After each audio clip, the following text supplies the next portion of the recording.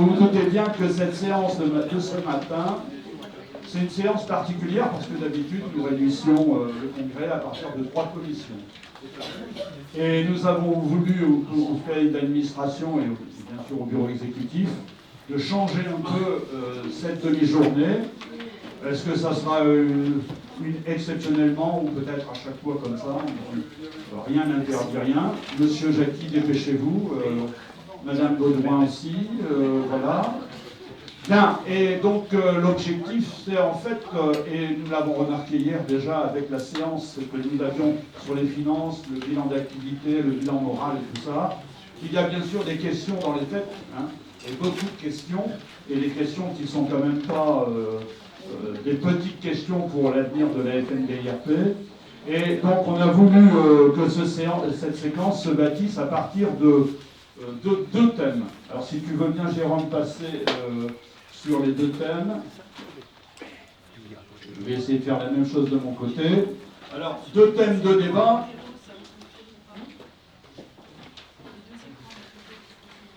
Ah, on ne sait pas. Ça, techniquement.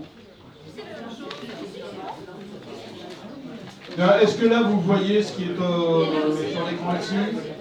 Très bien. Là-bas aussi, c'est bien aussi. Bon, alors, je reviens à mon propos liminaire, comme vous direz par chez nous, tranquillement, que nous allons aborder 2 thèmes dans ce débat. Alors, qui a été convenu, bien sûr, à partir des discussions que nous avons eues entre nous au niveau du conseil d'administration. Et ces 2 thèmes, c'est la préoccupation qui est surtout la nôtre, le rayonnement de la FNDIRP, et le rayonnement, bien sûr, de toutes nos ADIR au niveau départemental, bien sûr. Et puis, deuxième thème qu'on abordera après, parce que pour éviter que tout se mélange et tout n'apparaisse pas très concrètement, eh bien, on a voulu aborder après nos outils de communication. Alors, sur le rayonnement de la FNDIRP, pour lancer un peu la discussion, bien sûr. L'objectif, c'est, bien sûr, pour nous qui sommes les militants maintenant de la mémoire, c'est la question de la transmission aux générations nouvelles. Je n'ai pas dit aux jeunes générations, parce qu'il y a plein de générations qui sont souvent celles d'avant nous, juste avant, hein, les dizaines d'avant ou les vingtaines d'avant, voilà, et qui ont fait, ce sont celles qui nous intéressent bien sûr, et puis après les très jeunes, parce que les jeunes, bien sûr, il faut aussi que dès qu'il est possible qu'on leur donne des éléments de compréhension de la société, y compris de son histoire. Alors, on est très préoccupés par ça, parce que nous ne sommes pas les seuls d'ailleurs dans ce territoire de notre pays à aborder ces questions. D'autres associations le font, la Fondation de la Mémoire aussi, les fondations en fait en général le font aussi. Hein, donc nous ne sommes pas les seuls. Mais donc on a quand même déjà des expériences très importantes liées à d'autres pratiques que nos générations précédentes nous ont permis d'acquérir, et y compris de faire en sorte qu'aujourd'hui on puisse poursuivre ce travail. Donc la question c'est comment on y arrive, qu'est-ce qu'on peut faire, quels sont les outils qu'on peut utiliser, etc., etc. Et puis dans cette discussion, évidemment, parce que là, je crois que tout le monde en conviendra, c'est la question du patriote résistant, hein, spécial concours national de la résistance. Alors, bien sûr, chaque année, il y a un effort important qui est fait pour qu'il sorte dans de bonnes conditions. Voilà, mais est-ce que ça, aujourd'hui, l'efficacité est au top, je dirais au maximum sur ce concours? Alors, il y a tout un ensemble de choses qui tournent autour, hein, parce qu'il y a le concours aussi qui est derrière cette question du patriote. Hein, et quelle relation voilà, on peut avoir sur le thème et au moment où le thème apparaît. Et puis, bien sûr, sera donc évoqué les relations avec l'éducation nationale, parce que de toute évidence, quand on fait le jury, on rencontre des enseignants, etc. Mais on peut avoir aussi des relations avec des professeurs qui nous invitent à venir parler ou à nous mettre en place notre exposition ou venir parler devant les élèves. Hein. Et puis, bien sûr, alors que pourtant on n'est peut-être plus témoin direct, mais on a peut-être une légitimité, C'est un mot qu'aime bien Jocelyne Martinet, légitimité, vous verrez, je pense qu'elle va nous en parler, et elle saura bien nous en parler, et puis je pense que c'est aussi la même chose pour nous, hein, la question est posée. Alors voilà, et puis nos relations avec les institutions, hein, les relations qu'on a avec les préfectures, les sous-préfets qui abordent ces questions. Il y a aussi, bien sûr, l'ONAC, les ONAC, VG, qui jouent un rôle important dans chaque département. Voilà, et puis les relations avec les élus. On voit bien hier matin le rôle des élus dans ce domaine. Il ne faut surtout pas le sous-estimer, et que si on a de très bonnes relations, quel type de relation, qu'est-ce que ça peut nous apporter, etc., etc. Donc la présence de la FNDIRP dans tous ces lieux où c'est très utile. Voilà, donc on a dit qu'on faisait parler la salle, hein, donc, et que vous avez certainement des choses à dire. On l'invite à s'exprimer. On l'invite. Faire parler des gens, les contraindre à parler un peu, bon voilà, il faut... Bon, allez, c'est pas grave, c'est une formulation un peu excessive. Laissez une formation dans le Pas-de-Calais, nous c'est comme ça, hein, donc voilà.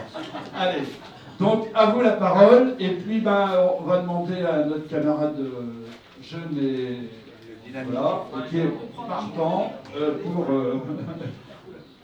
voilà, qui veut lui prêter un micro Merci Néo. Vas-y Léo, à toi, saute sur le premier qui va lever la main. Et à mon avis, hier, il y en avait déjà qui avaient entamé le débat d'aujourd'hui. Hein. Alors je n'hésite pas à mettre le sous à la même musique. Hein. Et on prend des notes.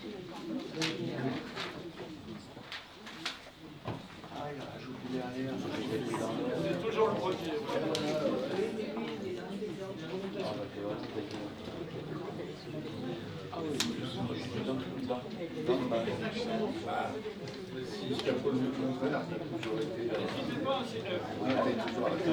Alors bien sûr, n'hésitez pas. Vous savez, quand on les élèves, il y en a un paquet ici qui le font d'ailleurs. Hein. Même les questions les plus, on va dire, donc on doit dire, insignifiantes, on va dire. Eh bien, il faut qu'elles soient posées, parce qu'elles peuvent ouvrir à votre capacité à dire des choses. Alors voilà, au bout à gauche, et redonne-nous ton prénom.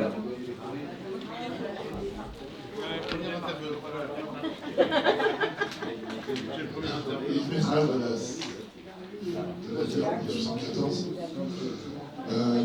Parmi les canaux, j'en connais un nouveau. Pas seulement le concours de la résistance et de la déportation, mais il y a aussi un concours du citoyen et du citoyen et de l'ordre du mérite. C'est un concours auquel a participé le collège de mon village, et il a été primé pour ça, pour le témoignage de déportés d'un village martyr de Saint-Eustache. Et le professeur d'histoire qui est à l'origine de cela m'a appelé tout de suite quand on l'a prévenu, parce qu'il en était très fier. Donc là aussi, c'est un autre moyen peut-être d'ouvrir notre travail de mémoire auprès des collèges et des lycées, en passant par ce concours, qui n'est pas très connu. Voilà. Un autre moyen.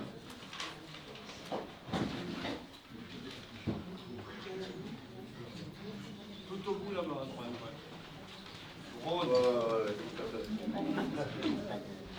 ouais, bonjour. Déjà, je dis bonjour à tout le monde, hein, parce que à ceux que je n'ai pas salués. Alors nous, on travaille avec des écoles, mais on va organiser, entre autres, on fait participer à... Pardon? Écoute, Qu'est-ce qui se passe? ton nom. Ah, mon nom? Ah, bah, ouais, c'est Bernard Florent. Bernard, mon prénom. Ça n'a pas d'importance. C'est le Rhône. Le Rhône, ouais. Oui, alors, donc, on participe on fait participer nos écoles à pas mal de concours, notamment, le concours de nos associations, et le concours de la Maison des Yeux. On fait aussi un concours, c'est le concours Brun, qui est un écrivain. Et on organise aussi, cette année on voulait le faire, on n'aurait pas pu le faire. Je laisserai la parole à mon secrétaire qui vous en parlera mieux que moi, vu que c'est lui qui s'en occupe le plus. On va organiser un concours avec des écoles, faire participer plusieurs écoles pour les emmener à un voyage. Donc déjà on fait des voyages, bien sûr, comme tout le monde. Mais le gagnant du concours aura gagné ce voyage. On fait participer 4, 5, 6 classes d'écoles différentes dans une ville, ville par ville. Première ville, ça sera Vénissieux. Et le gagnant aura gagné ce voyage. Je tiens à signaler que les concours qu'on a fait participer, les écoles ont gagné les premiers prix. Le lycée Fernand Forest a gagné le prix de la Maison des Yeux, le prix pour les... rappelle-moi ça, Corinne, déjà. Pour le prix de la Maison des Yeux pour les lycées techniques. Il a gagné le prix Brun et il a gagné un autre prix, je ne me souviens plus, un prix d'encouragement pour le concours national de la déportation et de la résistance. Donc on cherche des sponsors justement pour le concours qu'on va organiser. Et c'est vrai que c'est pas évident, mais on va trouver de l'argent. Si vous en avez un trop, par exemple, vous pouvez nous en donner un petit peu, on prend tout. Voilà. Tu peux passer à mon secrétaire qui va te... Alors, Maxime. très bien, et y compris, je note que dans ton propos, il y a donc dans les deux propos qui viennent de s'exprimer, il y a des concours qui sont organisés, qui ne sont pas le CNRD, qui sont d'autres concours. Et puis il y a la dernière remarque qui vient d'être faite sur la question des moyens. Bon, vous voyez, donc tout ça, n'hésitez pas, on y va, on va peut-être creuser un certain nombre de problématiques auxquelles on est confronté et qui méritent un échange d'expérience. Merci. J'ai oublié de dire qu'on bien souvent on travaille avec d'autres associations de déportés, notamment la FND et le MUADIR sur le Rhône. Et on a des très très bonnes relations. On a une très bonne relation avec la FND, donc Marie-Claude Louillat était la présidente à l'époque. Et avec le MUADIR, c'est Mme Chenemier, Marie. Voilà. Et on travaille avec les communes et la ville de Lyon sans problème. Attendez, non. Dans l'ordre. Voilà, et puis après, ça sera toi, Claude. Vas-y, à toi d'abord. Merci. Du Rhône, Maxime Kirchach, donc Bernard a lancé la parole, je suis obligé de continuer ce qu'il a dit. C'est-à-dire que nous avons eu une idée à la suite des efforts qui ont été faits au groupe. Plus près. Pardon. Et nous avons, j'espère ne pas avoir une initiative concurrentielle à ce qui se passe par ailleurs, voulu mettre en avant ce qui s'est passé, les étrangers face au régime de Vichy. Et vous savez qu'à cette époque-là, bien sûr, notamment surtout les juifs, mais les étrangers en général et d'autres parties minoritaires de la population ont été mis à l'index et ont servi ce qu'on peut appeler le genre de tête de turc. Les étrangers, c'est souvent pratique dans tous les pays, quand ça va mal, de diriger la population, la hargne sur cette population. Alors, nous avons voulu tenter de lancer cette initiative, mais nous nous y sommes pris, nous reconnaissons maintenant, un peu tard dans la saison scolaire, ce qui fait que nous nous sommes adressés d'abord au collège, bien entendu, la population des collèges de 3e. Et nous n'avons eu qu'un collège sur la côte, parce qu'on a voulu le faire d'une façon très localisée sur une commune que je connais bien, c'est Vénissieux dans le Rhône. Et sur le nombre de collèges, il n'y avait qu'une participation, ce n'était pas suffisant. On a essayé d'élargir au CM2 des établissements scolaires et nous avons eu 2 candidatures potentielles, ce qui fait que pour les subventions, la première question c'est combien vous avez de candidatures et donc les subventions, nous avons pas pu les obtenir pour cette fois, mais nous espérons bien les renouveler pour l'année prochaine. Donc c'est un thème qui peut-être a déjà été mis en étude pour les élèves, mais ça nous paraît intéressant, et particulièrement dans cette saison, parce que la hargne ça remonte, hein, etc., pour montrer notamment que les étrangers qui arrivaient en France à cette époque-là, ils aimaient cette nouvelle patrie. Et quand il s'est agi de défendre la France, ils n'ont pas été dans les derniers, ils ont été souvent volontaires en 1939, et après beaucoup par neveu, par vocation ou par obligation, parce qu'ils n'avaient pas bien le choix, soit ils se trouvaient à se réfugier quelque part, soit ils entraient dans la résistance, et malheureusement ils le payaient souvent très cher. Et c'est un thème qui nous paraît intéressant. Et on ne renonce pas à le relancer l'an prochain, et à trouver surtout les financements, parce qu'on avait complété cette idée pour organiser pour le REA, comme on dit, un voyage, et peut-être un voyage, ce qu'on appelle au Vernet d'Ariège.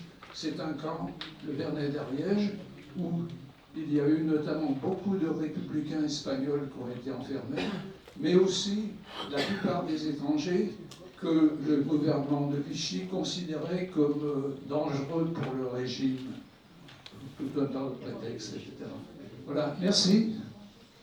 Merci, cher ami. Alors, attendez, à travers son intervention, moi je souligne deux choses, c'est des relations avec les autres associations. Parce que tout n'est pas pareil partout. Hein.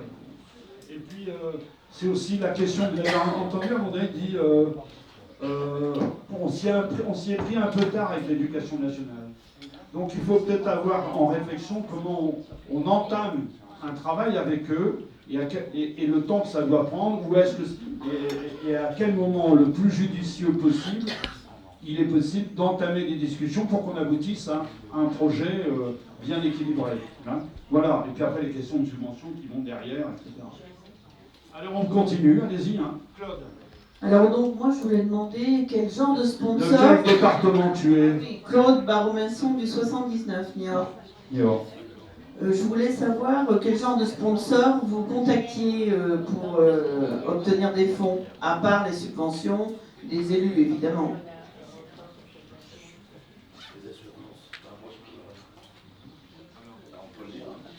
Laurent, qu'est-ce qu'il peut répondre? Moi je peux répondre... Alors allez-y. Hein. Là on est sur ce thème-là, mais ça peut être autre chose. Hein. Ça peut... faut pas avoir peur de... D'ailleurs, je m'excuse, j'ai fait une petite erreur tout à l'heure, c'est pas prendre, c'est rue Gilbert Dru. Pour le concours que l'école a gagné. Je me suis trompé. C'est Gilbert Dru, je suis désolé. Bon, par contre, au niveau des subventions, nous, ce qu'on fait, on fait des projets et après on les présente. C'est-à-dire, on présente un projet bien précis, le coût que ça fait, qu'est-ce qu'on fait, etc., etc. Un projet complet, quoi. Et on le présente. On le présente à la métropole, on le présente à la région, on le présente aux villes concernées. Et la plupart du temps, ça marche. Et on présente aussi quelquefois à des sponsors privés. On peut aller taper un peu à droite, à gauche, avec un sourire, un peu d'argent. Et on y arrive. On y arrive. Des sponsors privés, on y arrive. Et aussi, on va vous faire sourire encore, je vais faire sourire Anita, pour tous nos projets. C'est pourquoi je vais dire ça, Anita. Ce qu'on fait, on fait des animations. C'est-à-dire, en un mot, on fait des vides-greniers. On fait des animations conviviales. On fait 2 cochonailles dans l'année. Eh oui, ça marche toujours, les cochonailles. Vous vendez des frites. Des frites et du cochon. Et avec cet argent-là, on investit, tout le bénéfice est investi justement dans les projets. Voilà. Et on arrive quand même à faire pas mal d'argent. Et on fait des tombolas aussi. En un mot, on va frapper à la porte. Si la porte s'ouvre pas, on passe par la fenêtre, comme d'habitude. Hein, voilà ce qu'on fait. Et puis, quand on présente des projets aux villes, aux associations, Max, il en sait quelque chose. En général, on ressort toujours avec un petit billet. On demande 2000, on a 5000. Non, 500. Mais enfin, c'est comme ça que ça marche. Voilà. C'est comme ça qu'on fonctionne. Bien. Merci Bernard. Donc, à travers ce que vient d'exprimer, je trouve qu'il y a... Bon, nous, dans le Pas-de-Calais, chez le couscous. Hein. Bon, ou alors chez le beefsteak frites salade. Bon, voilà. Bien. Mais, en fait, voilà, c'est des idées, bien sûr, d'animation. Mais je voudrais préciser une chose, parce que c'est vrai, on vient de parler de l'AFND. AFND. FMD, c'est les Amis de la Fondation de la Mémoire et de la Déportation. C'est ça, en fait, vous avez des relations avec eux. Tandis que la Fondation FMD, c'est la Fondation nationale que la FNDIRP a porté comme projet et a créé, il fut un temps maintenant, je ne sais plus dans lesquelles années. Bon, allez. Fondation ou amis de la fondation. Amis, La voilà. FMD, c'est Voilà. Mais bon, c'est une forme d'expression qui pose un peu... Vas-y, présente-toi. Bonjour à toutes et à tous. Je suis Didier Daniel de l'ADIRP 84, Vaucluse. Pour ajouter aux demandes de subventions, nous dans le département, c'est moi qui m'occupe des subventions pour notre ami Raymond de Dizernia, notre présidente, et je fais une demande à la FDVA. La FDVA, alors il faut savoir ce que c'était avant. Avant, chaque député avait une enveloppe et on lui demandait quelque chose. Depuis quelque temps, il n'a plus d'enveloppe. C'est une enveloppe commune et on fait des demandes de subventions. Alors pour le fonctionnement, c'est 800 €, pas plus. Et quand on fait une demande pour un projet, une exposition ou une journée particulière, on peut avoir jusqu'à 1 000 €. Les demandes, alors je vous invite à regarder sur Internet, FDVA. Vous vous renseignez auprès de vos ONAC. Les ONAC vont vous dire le début des demandes de subvention et la fin des demandes. Alors nous, dans le Vaucluse, c'était la fin au mois de mars. On a fait les demandes, le mois de mars, sont partis. On nous a dit que le dossier était recevable. On sait par contre qu'on a l'argent que en fin d'année, mais c'est pas grave puisqu'on fait un roulement avec les autres années. Mais sachez que vous y avez droit et que tout le monde y a droit, et ça nous permet peut-être d'avoir un petit fonds pour pouvoir organiser certaines expositions ou autres. Et voilà. Merci. Merci. FDVA. FDVA. On continue. Vas-y,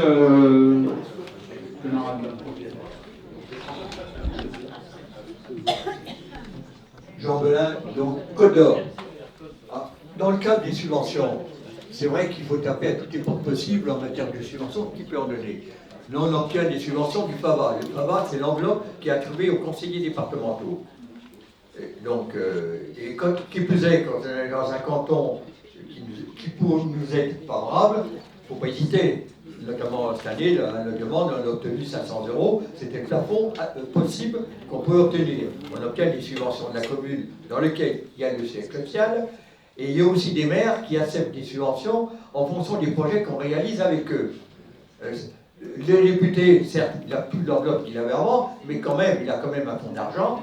Et entre autres, sur un projet qu'on a réalisé sur une commune, il a dit, écoutez, si vous voulez de l'argent pour participer à la réalisation du projet, je pourrais en débloquer, il n'y a pas de souci. Alors soit c'est sur mon personnel, soit simplement sur une enveloppe qu'il peut obtenir. Et puis quand il s'agit de projets importants, notamment en collaboration avec un établissement scolaire ou autre, pour financer une sortie, par exemple, il y a le corps de Soutov, tel qu'on a pu en organiser l'année dernière et qu'on prévoit d'en faire cette année, on arrive à débloquer des subventions. Et puis après, il y a toute l'initiative qui tourne autour, qui sont dans la mesure, non pas comme le Rhône, ça dépend des sections. Nous sommes une petite section. On n'a pas les mêmes moyens, puis on n'a pas autant de militants, sans doute, que le Rhône. C'est-à-dire, on fait avec les moyens qui sont les nôtres. Alors, et on se fixe des objectifs en rapport avec ça. Surtout qu'on est dans le cadre où aujourd'hui, on n'a plus de témoins en Côte d'Or pour intervenir dans l'établissement, et on a commencé depuis quelques temps, quelques nouvelles expériences, en intervenant dans l'établissement scolaire avec le concours de l'académie, bien évidemment, pas en dehors, parce que pour pouvoir entrer, il faut avoir l'autorisation, et ça me paraît important. On désigne des noms de nos amis et camarades qui interviennent. On en a 5 ou 6 qui sont en capacité d'intervenir, en relation avec des enseignants qu'on nous propose, qui acceptent de jouer le jeu, c'est pas toujours évident. On regarde les programmes scolaires qu'ils ont, et puis il ne faut pas se cacher, le temps consacré à l'histoire, et surtout sur la période 39-45, se réduit comme une portion congrue. Donc, quand on ne force pas un peu des coudes ou des bras pour pouvoir entrer, c'est extrêmement compliqué. Mais là, on veut aussi avoir des pas d'appui, on fait des choses intéressantes. Alors, soit on a des initiatives seules, soit des initiatives en partenariat avec d'autres associations patriotiques existant encore, qui se trouvent notamment dans le cadre du comité de parrainage du concours scolaire et la résistance qui était créé en Côte d'Or déjà depuis plusieurs dizaines d'années. Ça nous aide, ça. Ça nous ouvre les portes et ça nous permet d'avoir des initiatives. Et par les partenariats avec d'autres, ça nous permet aussi d'élargir tout simplement le champ de participation, soit dans un premier temps de tout public, et en même temps du public qu'on vise plus particulièrement aujourd'hui, c'est le jeune public, c'est l'avenir, et c'est pour ça qu'on intervient de plus en plus dans les établissements scolaires. J'ai accompagné il n'y a pas longtemps, entre autres, un groupe de lycéens d'établissements Gelot au camp de Surtov. Voilà. Et en préparation en amont, bien évidemment, par des expositions, etc. etc. Je pense qu'il faut qu'on réfléchisse sur tous les moyens possibles que nous avons. Quand nous pouvons seuls, allons-y, mais ne restons pas seuls, parce qu'on le voit bien, on est confronté aux réalités, c'est qu'aux difficultés de renouvellement, et le renouvellement aujourd'hui, il n'y a pas de... je crois qu'il y a la seule alternative, c'est la jeunesse, ou les plus jeunes, ou le corps enseignant, encore en activité. Il ne faut pas s'en priver, surtout pas. Et si c'est pas, à chaque fois qu'on intervient dans un établissement scolaire, on pose la question à l'enseignant qui nous accompagne, qui accepte de nous accompagner, à la fois dans le cadre du concours ou simplement dans une intervention dans l'établissement pour accompagner l'expo, par exemple. Alors on leur pose la question, voulez-vous pas adhérer à la DIRP, tout simplement. Et en même temps, on propose que les élèves qui se sont investis dans la préparation du concours puissent, y compris, adhérer à la DIRP. Alors se pose la question de la cotisation. On ne va pas leur faire payer une cotisation, ils n'ont pas d'argent, etc. Alors on leur propose la première année, tout simplement, de les admettre chez nous à 0. Alors nous, on va payer en retour sur les ressources qu'on leur a obtenues pour être en règle avec la fédération. Mais l'année suivante, on espère, enfin convaincre, surtout quand il s'agit de terminale, tout dépend du vont aller, de les avoir comme adhérents en part entière, ou tout le moins trouver des ressources nouvelles. Alors quand on fait un voyage, par exemple cette année on va aller à Tuthof, on va organiser un cas, comme chaque année, l'année dernière on est allé à Lyon, on est allé au musée de la Résistance à Besançon, etc. On a pris l'initiative depuis l'année dernière d'organiser une tombola dans le bus. 50 personnes, une tombola, c'est 200, 250 euros de gagné, de bénéfices. Ça nous permet de payer les cartes des jeunes, ça nous permet y compris de financer l'initiative. Voilà. Ce sont des petites choses, mais qui participent. Voilà. Merci. Merci, alors, on poursuit. Attends, voilà. Écoute, présente-toi, vas-y. Donc, Daniel Silera, donc, de la DIRP de l'Aude. Voilà, donc j'arrive du Sud. Donc, moi, je voulais faire quelques remarques. Aude, oui, Aude. Je voudrais faire quelques remarques et vous exposer un peu de mon expérience en tant qu'enseignant. Pas enseignant en histoire, mais enseignant en économie. Mais bon. Je voudrais vous dire simplement ce qui se passe dans les établissements scolaires. Donc, par rapport à la remarque qui a été faite tout à l'heure, je veux dire que les projets dans un établissement scolaire, on les décide l'année d'avant, l'exercice précédent, pour savoir comment ça va se passer l'année suivante. Donc déjà, il faut s'y prendre très à l'avance. D'autre part, puisque moi je faisais partie du conseil d'administration de mon lycée, il faut évidemment négocier. Et nous, on a quand même une certaine marge de manœuvre. Et les projets, on peut les engager et on peut les poursuivre jusqu'au bout. À condition évidemment que financièrement, ce soit accepté par l'établissement. Mais je pense que dans les grands établissements particulièrement, c'est faisable. Moi je l'ai fait et on peut envisager des apports financiers très importants à partir du moment où le professeur s'investit. Donc c'est évidemment l'enseignant qui doit s'investir dans un premier temps et qui peut faire des propositions. Et on peut aller très loin à ce niveau-là. Et les subventions qui sont octroyées peuvent aller de l'ordre de 2 000 à 3 000 euros quand même. Donc c'est la remarque que je voulais faire de ce point de vue. Voilà. Merci. Eh bien écoutez, c'est très bien, c'est très intéressant ce que... On a aussi besoin de montrer que la fédération vit, et vit surtout dans les départements. Parce que c'est vous, la FNDRP, c'est vous, plus que nous. Nous, on fait finalement beaucoup de gestion et d'administration au niveau de la fédération, mais les véritables activités au fil des années, c'est vous qui les menez. Et on a besoin d'avoir cette connaissance. Donc merci de nous remonter ces informations. Et j'ajouterais que, puisque notre ami est enseignant, il sait très bien que les cohortes d'élèves, c'est toujours différent chaque année. Hein. Et donc il faut remettre, je crois que c'est tout à l'heure qu'il disait, il y avait une rotation un peu qu'il faut établir peut-être et se dire qu'à un certain moment dans les ADIR, on dit, voilà, ben, au mois de janvier, février, pour l'année d'après, on réfléchit, voilà. À toi. Bien, Pochouane, 06. Bon, il y a beaucoup de choses qui ont été dites. Je peux confirmer que ce que notre collègue a dit tout à l'heure au niveau de l'ONAC, nous, l'ONAC, on le fait participer, et chaque année, on a 750 € déjà pour les élèves. Mais on va au-delà. On fait participer la région, parce qu'il faut faire des demandes à la région. C'est assez fastidieux, mais on obtient. On a obtenu quand même 3 000 € de la région. On obtient aussi du conseil général, parce qu'il faut faire les demandes de subventions. On fait participer d'autres associations, comme l'association nationale des cheminots anciens combattants, l'ANACRE, l'ARAC, et j'en passe. Tout cela, ça nous apporte pas mal de moyens qui nous permettent de financer chaque année les projets justement pour les lauréats du concours de la Nation de la Résistance. Et là, je suis en train de préparer justement le voyage pour Toulon, puisqu'on va dans le Var cette année, encore, pour la visite de la rade que l'on fait faire aux élèves, la montée au Montfaron et la visite du musée que l'ONAC nous fait gratuitement visiter. Donc ce sont des recettes que nous obtenons de ce côté-là et qui permettent de faire découvrir aussi ce que fait la FNDIRP. Voilà. Très bien. Alors, attendez, parce que dans l'ordre, il y avait là-bas... Tiens, à la DIRP de Haute-Savoie. Je voudrais aborder un sujet qui me préoccupe.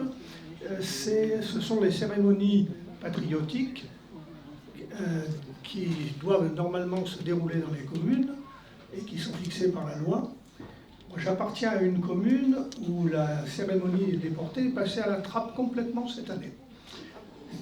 Le maire avait fusionné la cérémonie des déportés avec la cérémonie du 8 mai. En lisant toutefois le message du secrétaire d'État ou de la secrétaire d'État, et cette année, il n'y a même pas eu de lecture le 8 mai de la lettre du secrétaire d'État, et après mon interpellation, il m'a dit on ne l'a pas reçu, ce qui m'étonne fortement. Voilà. Donc c'est une préoccupation parce qu'on n'est pas seul dans ce cas-là. J'ai un peu regardé autour de notre commune. Et il y a d'autres communes, effectivement, qui ont déporté, si j'ose dire ce mot, de la cérémonie des déportés sur la cérémonie du 8 mai, de façon à en faire que. Voilà. Donc je ne sais pas comment ça se passe dans d'autres départements, et même sur le département de la Haute-Savoie. Je m'étais imaginé faire une balade pour suivre un petit peu le 8 mai chaque année dans des communes autour de celles où j'habite, pour voir un petit peu comment ça se passait. Mais bon, c'est un petit peu compliqué quand même à organiser. Alors après, je ne sais pas, à la lecture du journal local, le Dauphiné, s'il reprend toutes les cérémonies et qu'il serait un moyen de regarder un petit peu s'il y a des vides. Mais voilà, moi, le constat que j'ai fait sur la cérémonie, la commune sur laquelle j'habite. Mais je crois qu'il faut être vigilant et bien avant la cérémonie, il faut prendre contact avec le maire. Voilà, parce que le message des associations mémorielles doit être lu ce jour-là. Le message du secrétaire d'État, c'est pas toutes les années. Hein. Je pense que cette année, c'est la première année parce que c'était le 80e anniversaire. Mais d'habitude, il n'y a que le message des associations mémorielles. Moi, je suis Mireille Cadieux pour continuer dans le même esprit. C'est moi. Si l'enseignant n'est pas motivé, on ne peut pas intervenir dans les écoles. Et je crois qu'on peut féliciter les enseignants parce que c'est un très gros travail, notamment la participation au concours de la résistance et de la déportation, parce qu'ils travaillent en dehors de leur emploi du temps. Ce sont des bénévoles et il faut que les élèves soient motivés. Et je pense qu'on ne remercie jamais assez les enseignants parce qu'on ne peut pas travailler ce devoir de mémoire sans la participation des enseignants. Pour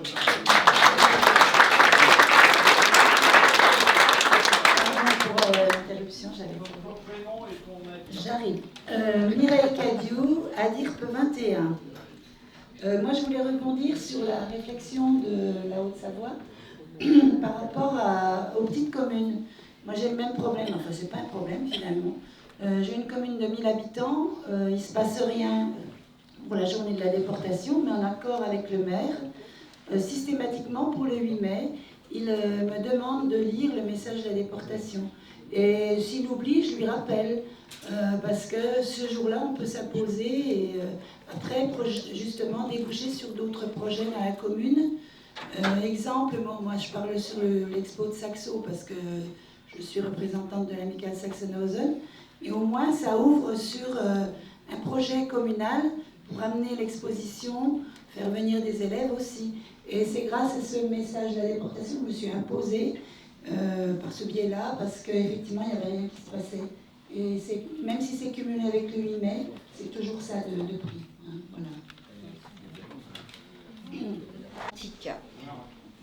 Cette année, on a rencontré excusez-moi. Cette année, on a eu au niveau de Nantes. Nantes est assez grande, comme une ville assez grande. Et nous, ce qu'on a fait depuis déjà 2 ans, on a, dans le cadre de l'élection du bureau, mis des délégués dans les villes, des villes aux alentours. Et ça permet aux délégués, qui sont souvent bien acceptés dans leur commune, de pouvoir correspondre avec les mairies, et auquel cas on reçoit des subventions de toutes les mairies où sont les délégués. Cette année, dans la semaine du 25 avril au 8 mai, on a eu une intervention de la mairie qui nous a aidés pour organiser des manifestations. On a organisé une conférence. On a organisé une pièce de théâtre qui a été jouée sur 2 déportés et on a fait payer les entrées. Et la mairie a subventionné aussi bien la publicité que tout le projet qu'on avait établi, c'est-à-dire 4 000 €. L'ONAC a aussi intervenu pour d'autres relations. Et en plus, ils ont cette année décidé de faire un forum des associations mémorielles de façon à ce que les personnes connaissent toutes les associations qui existent et ouvert à tout le public pendant toute une matinée. Et c'est vrai qu'on a eu du monde, on a eu même des étudiants qui sont venus et qui sont d'accord pour participer avec nos associations. Donc c'est aussi la communication qui fait beaucoup et les relations avec toute la municipalité ou les intervenants. Et cette année, on a eu une belle réussite. Alors j'avoue que, étant donné que Yves, mon mari qui est décédé, était connu, et c'est vrai qu'ils nous ont beaucoup aidés. Ben voilà. Et ça, c'est important. Très bien. Est-ce que... Juste pour déléguer, c'est très important. Et c'est d'autant plus important si vous êtes dans une ADIRP qui représente plusieurs départements. C'est le cas du Loiret, et dans le Loiret, nous couvrons à la fois le Cher et l'Eure-et-Loire. L'Eure-et-Loire, c'est totalement à l'abandon parce qu'il y a encore 3 adhérents, ils sont tous totalement inactifs, donc c'est peine perdue d'essayer de faire quelque chose avec eux. C'est pas de la faute, hein, ce sont des personnes âgées. Par contre, dans le Cher, nous avons nommé une déléguée pour le département. Et elle a vraiment fait son trou, hein. Elle a vraiment creusé, noué les relations avec l'éducation nationale, elle est au CNRD, elle est impliquée au musée de la Résistance, elle a des relations avec l'inspection académique, elle est invitée à toutes les cérémonies, enfin bon, voilà, elle a vraiment réussi à creuser son trou, et ça c'est vrai qu'on ne peut pas le faire lorsqu'on est trop distant, il faut avoir des gens sur place. Voilà. Bien, France, vas-y. France, de la Loire, non? France Laurent, oui, département de la Loire, 42. Je voulais rebondir sur la journée de la déportation parce que je me suis trouvée confrontée cette année avec les vacances scolaires. Et comme tout le monde, alors c'est pour ça que j'en parle. Et souvent, on se trouve aussi confronté, parce que c'est une réalité, avec le pont du 8 mai pour partir en week-end, Voilà. Et le maire de mon village, on a eu l'initiative parce qu'on se retrouvait, le maire, moi, j'habite un village de 2800 habitants, le maire, moi, et puis son épouse. Mais par contre, on a un petit marché. Et comme on a créé l'habitude de quand même lire le texte, même si on n'était pas nombreux, eh bien les gens, cette année, et il y en a dans la semaine précédente, m'ont dit est-ce que vous allez lire le texte pour la journée de la déportation? Donc c'est ça, quand on communique, eh bien, on arrive à créer quelque chose. Et même si la première année, j'avais eu quelques adjoints, et que les autres années, on n'était que nous, mais on ancre des choses. Et je pense que c'est important. En plus, personnellement, je ne peux pas rester très longtemps parce qu'en tant que présidente de la DIRP de la Loire, je vais à Saint-Étienne, la préfecture de la Loire. Mais il faut... J'ai réussi aussi, parce qu'on a signé une convention de porte-drapeau. Ça, c'est aussi très important avec des écoles. Donc, eh ben, les élèves, maintenant, viennent, pendant leurs vacances scolaires, porter le drapeau pour la journée de la déportation. Alors qu'il y a 5 ans, eh ben, il fallait que je trouve un copain pour venir me porter le drapeau. Voilà, donc il faut bien croire à la jeunesse et c'est important tout ça. Donc ce que je retiens avec ce que vient de dire France, c'est que même les petites choses qu'on peut faire, elles ont leur impact. Hein, on peut, en passant, vas-y, si c'est très court, vas-y. Oui, Francis Ferbeuf, à dire peu de l'Aube. Moi, je suis vraiment admiratif des camarades qui ont parlé, du travail qui est fait, donc dans vos associations. Mais moi, je vais prendre la situation donc, du département 10, où on se retrouve maintenant à une trentaine d'adhérents, dont la plupart ont passé les 80 ans. Qu'est-ce qu'on fait? Alors, on fait quand même des choses. On était présent lors de la journée de la déportation à la médiathèque de l'Aube. On a participé, notamment à Troyes, à la grande manifestation qui avait lieu ce jour-là, une autre à Nogent la veille. Mais pour revenir aussi sur le problème qu'on parlait de communes qui n'organisent pas cette journée. Alors, on a fait, dans une commune qui s'appelle Pont-sur-Seine, une cérémonie. On s'est retrouvés avec le maire et 4 amis de la FNDIRP, notamment de la section de Romilly-sur-Seine. Voilà, on a ce problème-là. Comment on fait pour faire vivre la DIRP de notre département? Il faut aller vers les jeunes.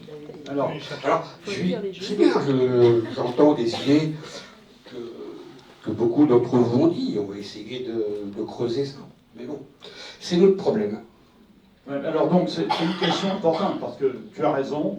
Il y a là où on a la possibilité de faire des choses. On a des gens qui ont acquis par leur métier des compétences pour faire ceci ou cela. Puis il y a des ADIRP où c'est plus compliqué, mais où aussi peut-être on se démène un peu pour faire des choses et parfois on ne peut pas ne pas être aidé, etc.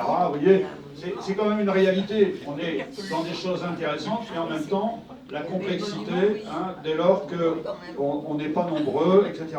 Mais alors je vais ajouter une chose, parce que nous on a des cas de configuration comme ça au niveau national, mais je veux dire, il y a des endroits, même si c'est 1 ou 2 ou 3 ou 4, c'est souvent comme ça que les décisions se prennent, et au bout du compte on arrive à faire des choses qui bousculent un peu la situation. Mais ça n'a pas le même impact que ce qu'on peut avoir entendu ici comme projet.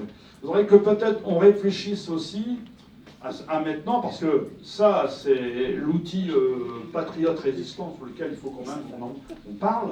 C'est qu'est-ce qu'on en fait, qu'est-ce qui se passe quand on a une relation avec des collèges et des lycées, etc. Et y compris quand est-ce qu'on l'amène dans les établissements, quel contenu, etc., etc. Donc je voudrais avoir vos expériences aussi, parce que là, c'est important, hein, on a toute une diversité de situations, et là, c'est aussi la relation avec les enseignants. Hein. Voilà. Alors, voilà, s'il y en a qui veulent intervenir là-dessus, cela étant dit, celui qui était au fond et qui voulait intervenir, je ne sais plus qui c'est. C'est Bernard. Bernard encore, vas-y Bernard. Nous dans le Rhône, chaque fois qu'on a quelqu'un dans une ville, on nomme un référent, on appelle ça un référent. Donc le référent, on contacte directement avec les mairies et tout, et ce qui fait que ça décharge le bureau, et notamment le président. Et par contre, on a pris une petite initiative, c'est de demander notamment à notre ami du Beaujolais, de demander aux villes de décaler les cérémonies. C'est-à-dire en un mot, à Lyon, il y a Villeurbanne et Lyon. Villeurbanne fait la cérémonie le samedi, et Lyon fait la cérémonie le dimanche, enfin le dimanche, vous voyez. Ce qui fait qu'on peut aller le samedi avec tous les drapeaux à Villeurbanne, et le dimanche avec tous les drapeaux à Lyon. On a pratiquement exactement le même nombre de personnes et le même nombre de drapeaux qui se déplacent. Jean Curiette pour le témoin. Et dans les petites villes, on fait pareil. Et quand au niveau des... si par exemple il n'y a personne le jour de la déportation, parce que c'est souvent comme ça, bien souvent quand il n'y a pas beaucoup de monde dans les villes, on fait comme ça. On demande pareil, comme madame, que le 8 mai, ça soit exactement le message sur le mur. Mais l'histoire du décalage des villes, dans le Beaujolais, ils font ça, ils font 9h, 10h30 et 11h30. Ce qui fait qu'il y a 3 interventions, les personnes peuvent se passer dans les 3 villes autour. Ce qui fait que dans toute la ville, il y a quand même une petite intervention. Voilà, bon, puis j'en rajoute pas plus. Merci Bernard. Alors, je me rassure. Attends. Alain de la Fédération. Merci. Oui, je voudrais juste préciser 2 choses par rapport à ce qui a été dit dans les dernières déclarations. Intervenir dans de multiples villes ou communes, c'est bien. C'est bien, on a la difficulté de la pérennisation parce qu'on n'est pas très nombreux et donc il faut trouver le moyen d'être présent à chaque fois. Pour mobiliser pour le jour du souvenir de la déportation, on y arrive sans trop de difficultés. On a des adhérents qui acceptent de se déplacer, d'aller lire le message et de déposer la gerbe. Pour les autres cérémonies, c'est déjà un petit peu plus compliqué de déplacer les adhérents. Caroline est arrivée il y a 2 ans, maintenant on arrive à faire un petit peu plus de choses à tous les deux, mais c'est une difficulté. Si je suis seul, c'est assez fréquent, le drapeau, la gerbe, comment on fait déjà, même sur une seule commune, on a déjà un problème. Donc je comprends que dans vos départements, vous ayez effectivement les mêmes difficultés. En ce qui concerne le décalage de date, alors ça c'est toujours très controversé. C'est vrai que le dernier dimanche d'avril, c'est la journée du souvenir de la déportation et même au niveau de la fédération, même au niveau du bureau exécutif, on n'a pas forcément tous exactement la même position. Mais historiquement, c'est ce dimanche-là et un certain nombre de personnes s'y accrochent. Ça doit être ce jour-là. Au moment du Covid, alors ça devait être en 2021, je pense, ou 2020, je ne sais plus quelle cérémonie ça s'est passé. Il y a eu, quelle année ça s'est passé? Il y a eu des décalages de dates. Il y en a eu vendredi, il y en a eu samedi. Et du coup, moi j'avais trouvé ça très bien parce que j'avais pu être dans mon département à plusieurs cérémonies et aussi à Paris, dans certains arrondissements. Donc ça a aussi des avantages de décaler.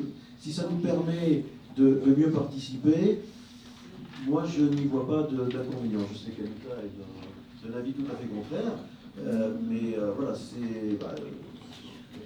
voilà, mais c'est bien. Alors, on arrive aussi, là, cette année, j'ai réussi dans le Loiret à faire en sorte que le dimanche, le dernier dimanche d'avril, toutes les cérémonies ne soient pas toutes à 11h.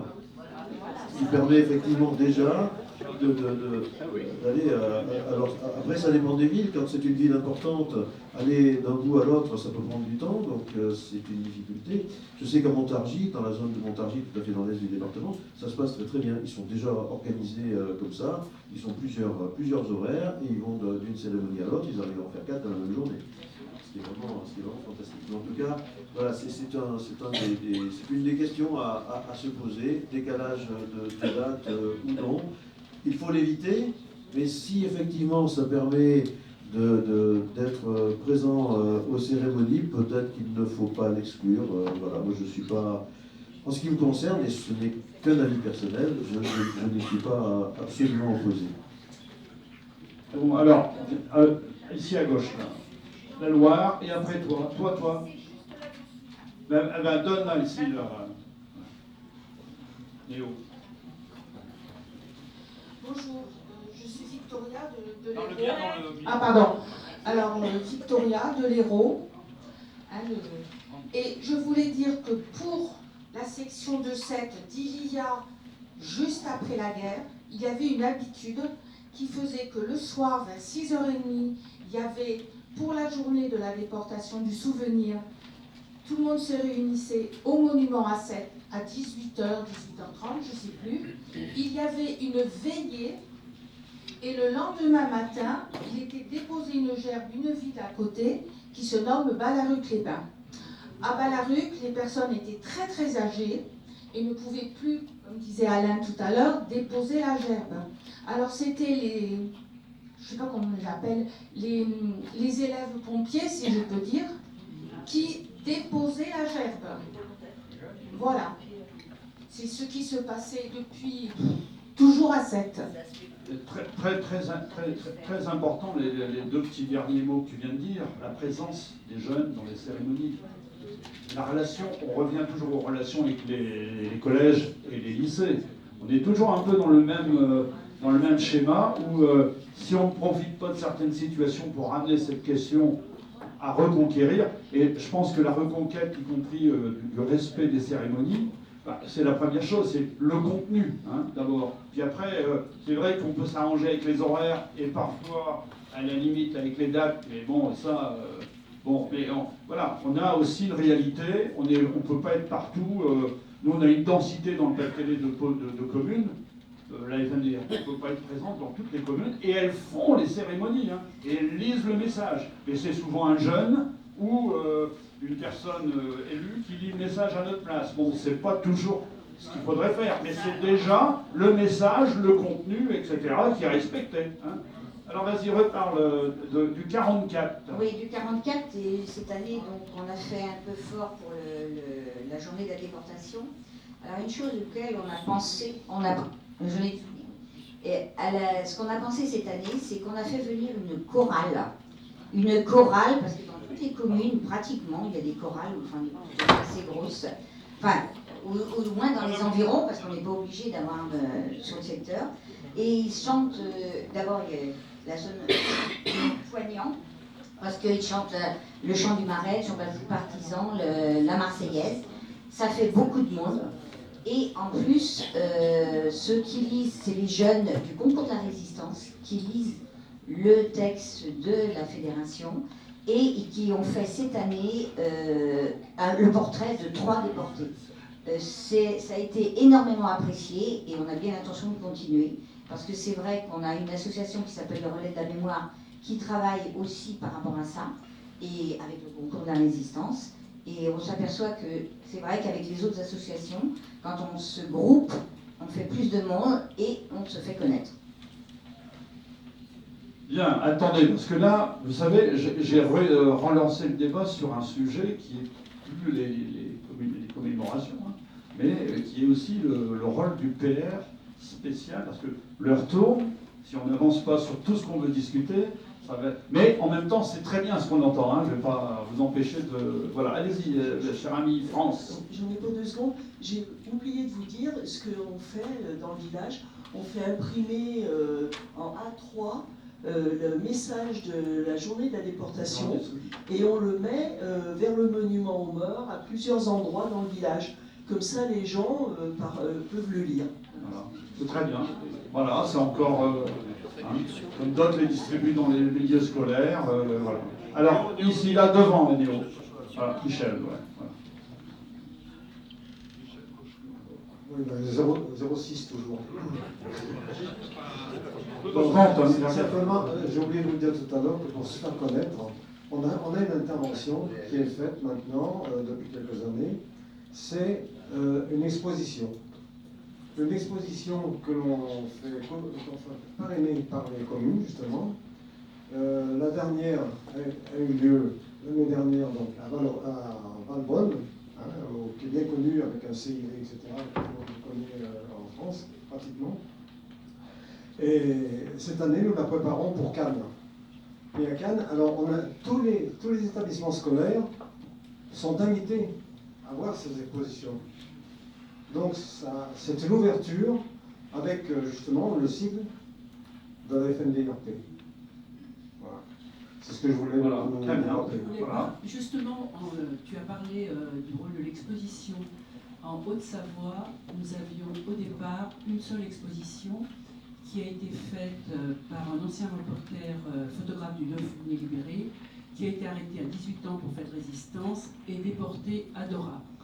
Cette exposition lieu de mémoire, on la présentait dans tous les établissements par l'intermédiaire de l'éducation nationale. C'est-à-dire qu'à l'éducation nationale, nous avons un référent et on lui envoie donc le principe de notre exposition. Il s'est avéré que cette exposition, on n'en avait pas assez pour tout le département. On a racheté 2 expositions à la FNDRP. On a actuellement 3 expositions qui circulent. Et je peux vous dire qu'on a un planning très chargé avec une liste d'attente de la part des établissements scolaires. Voilà, donc, voyez-vous, on a d'un côté l'Aube, c'est l'Aube, hein, et là on a la Haute-Savoie. Comme nous, dans le Pas-de-Calais, on est nombreux, mais il y a des endroits où c'est compliqué. Alors, vas-y. Nous, on fait circuler donc l'expo effectivement nationale. Elle n'a pas le micro, attends, Claude. Attends.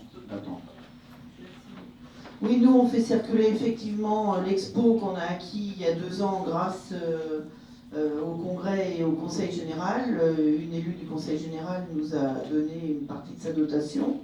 Donc, on l'a fait circuler pas mal.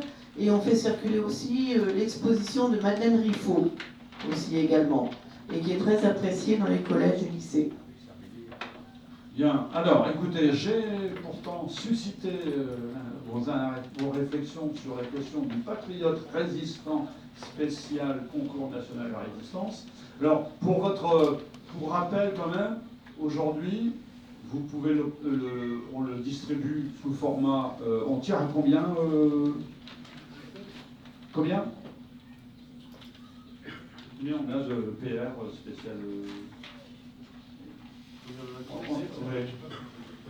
en général. Ça dépend des commandes en fait. Ça peut tourner.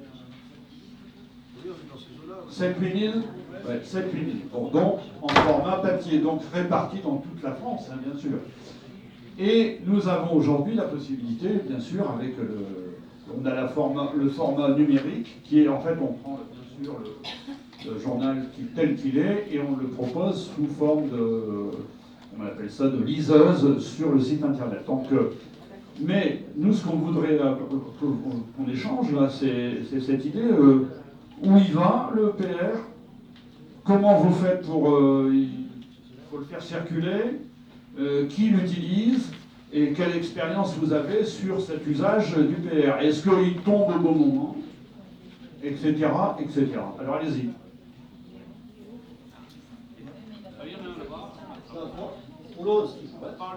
Pour le 11. Moi j'allais revenir, excusez-moi, avant de partir sur le PR, je voudrais revenir sur la question précédente et je voulais faire part d'une petite expérience, la journée de la déportation. J'ai eu un souci avec le service du protocole de la mairie.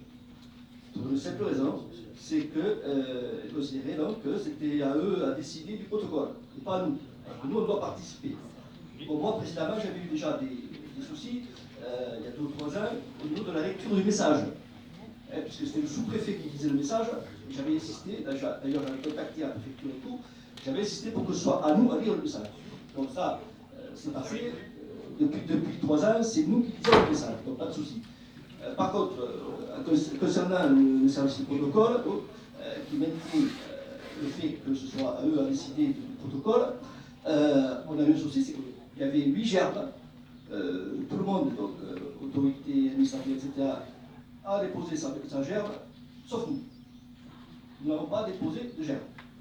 Donc la présidente s'est mis un peu en colère, tellement qu'à la fin de la cérémonie, nous sommes allés directement voir le maire. Le maire est allé négocier avec la présidente du protocole. Il est revenu, il a dit, ne vous inquiétez pas, l'année prochaine, je vous la paye, la gerbe. Bon, je lui ai dit, moi, je ne fais pas de la charité. Donc j'aurais préféré que ce soit à nous à prendre l'initiative de régler la gerbe. Ça me gêne que ce soit la mairie qui nous la paye. Quoi. Mais bon, on ne peut pas. On ne peut pas. y compris avec les buissons d'ailleurs. Vous savez, dans ce genre de situation, il y a de multiples situations, vous seriez étonné. Voilà. Je vous trouve. Alors, alors, il y a voilà. Oui, ben, après le camarade, ça sera Anita. Oui. Donc, sur le numéro spécial concours, déjà une petite remarque concernant disons, la formule papier. Elle nous arrive trop tard par rapport à la commande, si bien qu'il y a déjà des établissements qui sont engagés dans la préparation du concours. S'il était possible qu'il parvienne un peu plus tôt, ce ne serait pas plus mal. Voilà. C'est une parenthèse, petite parenthèse. Alors, comment on travaille avec ces documents? On en remet d'abord en priorité aux établissements qui sont inscrits au concours, d'office. On s'en regarde un peu pour nous, pour aller rencontrer les établissements qui ne sont pas inscrits, de façon à les inviter à ce qu'ils le fassent. Vous voyez ce que je veux dire?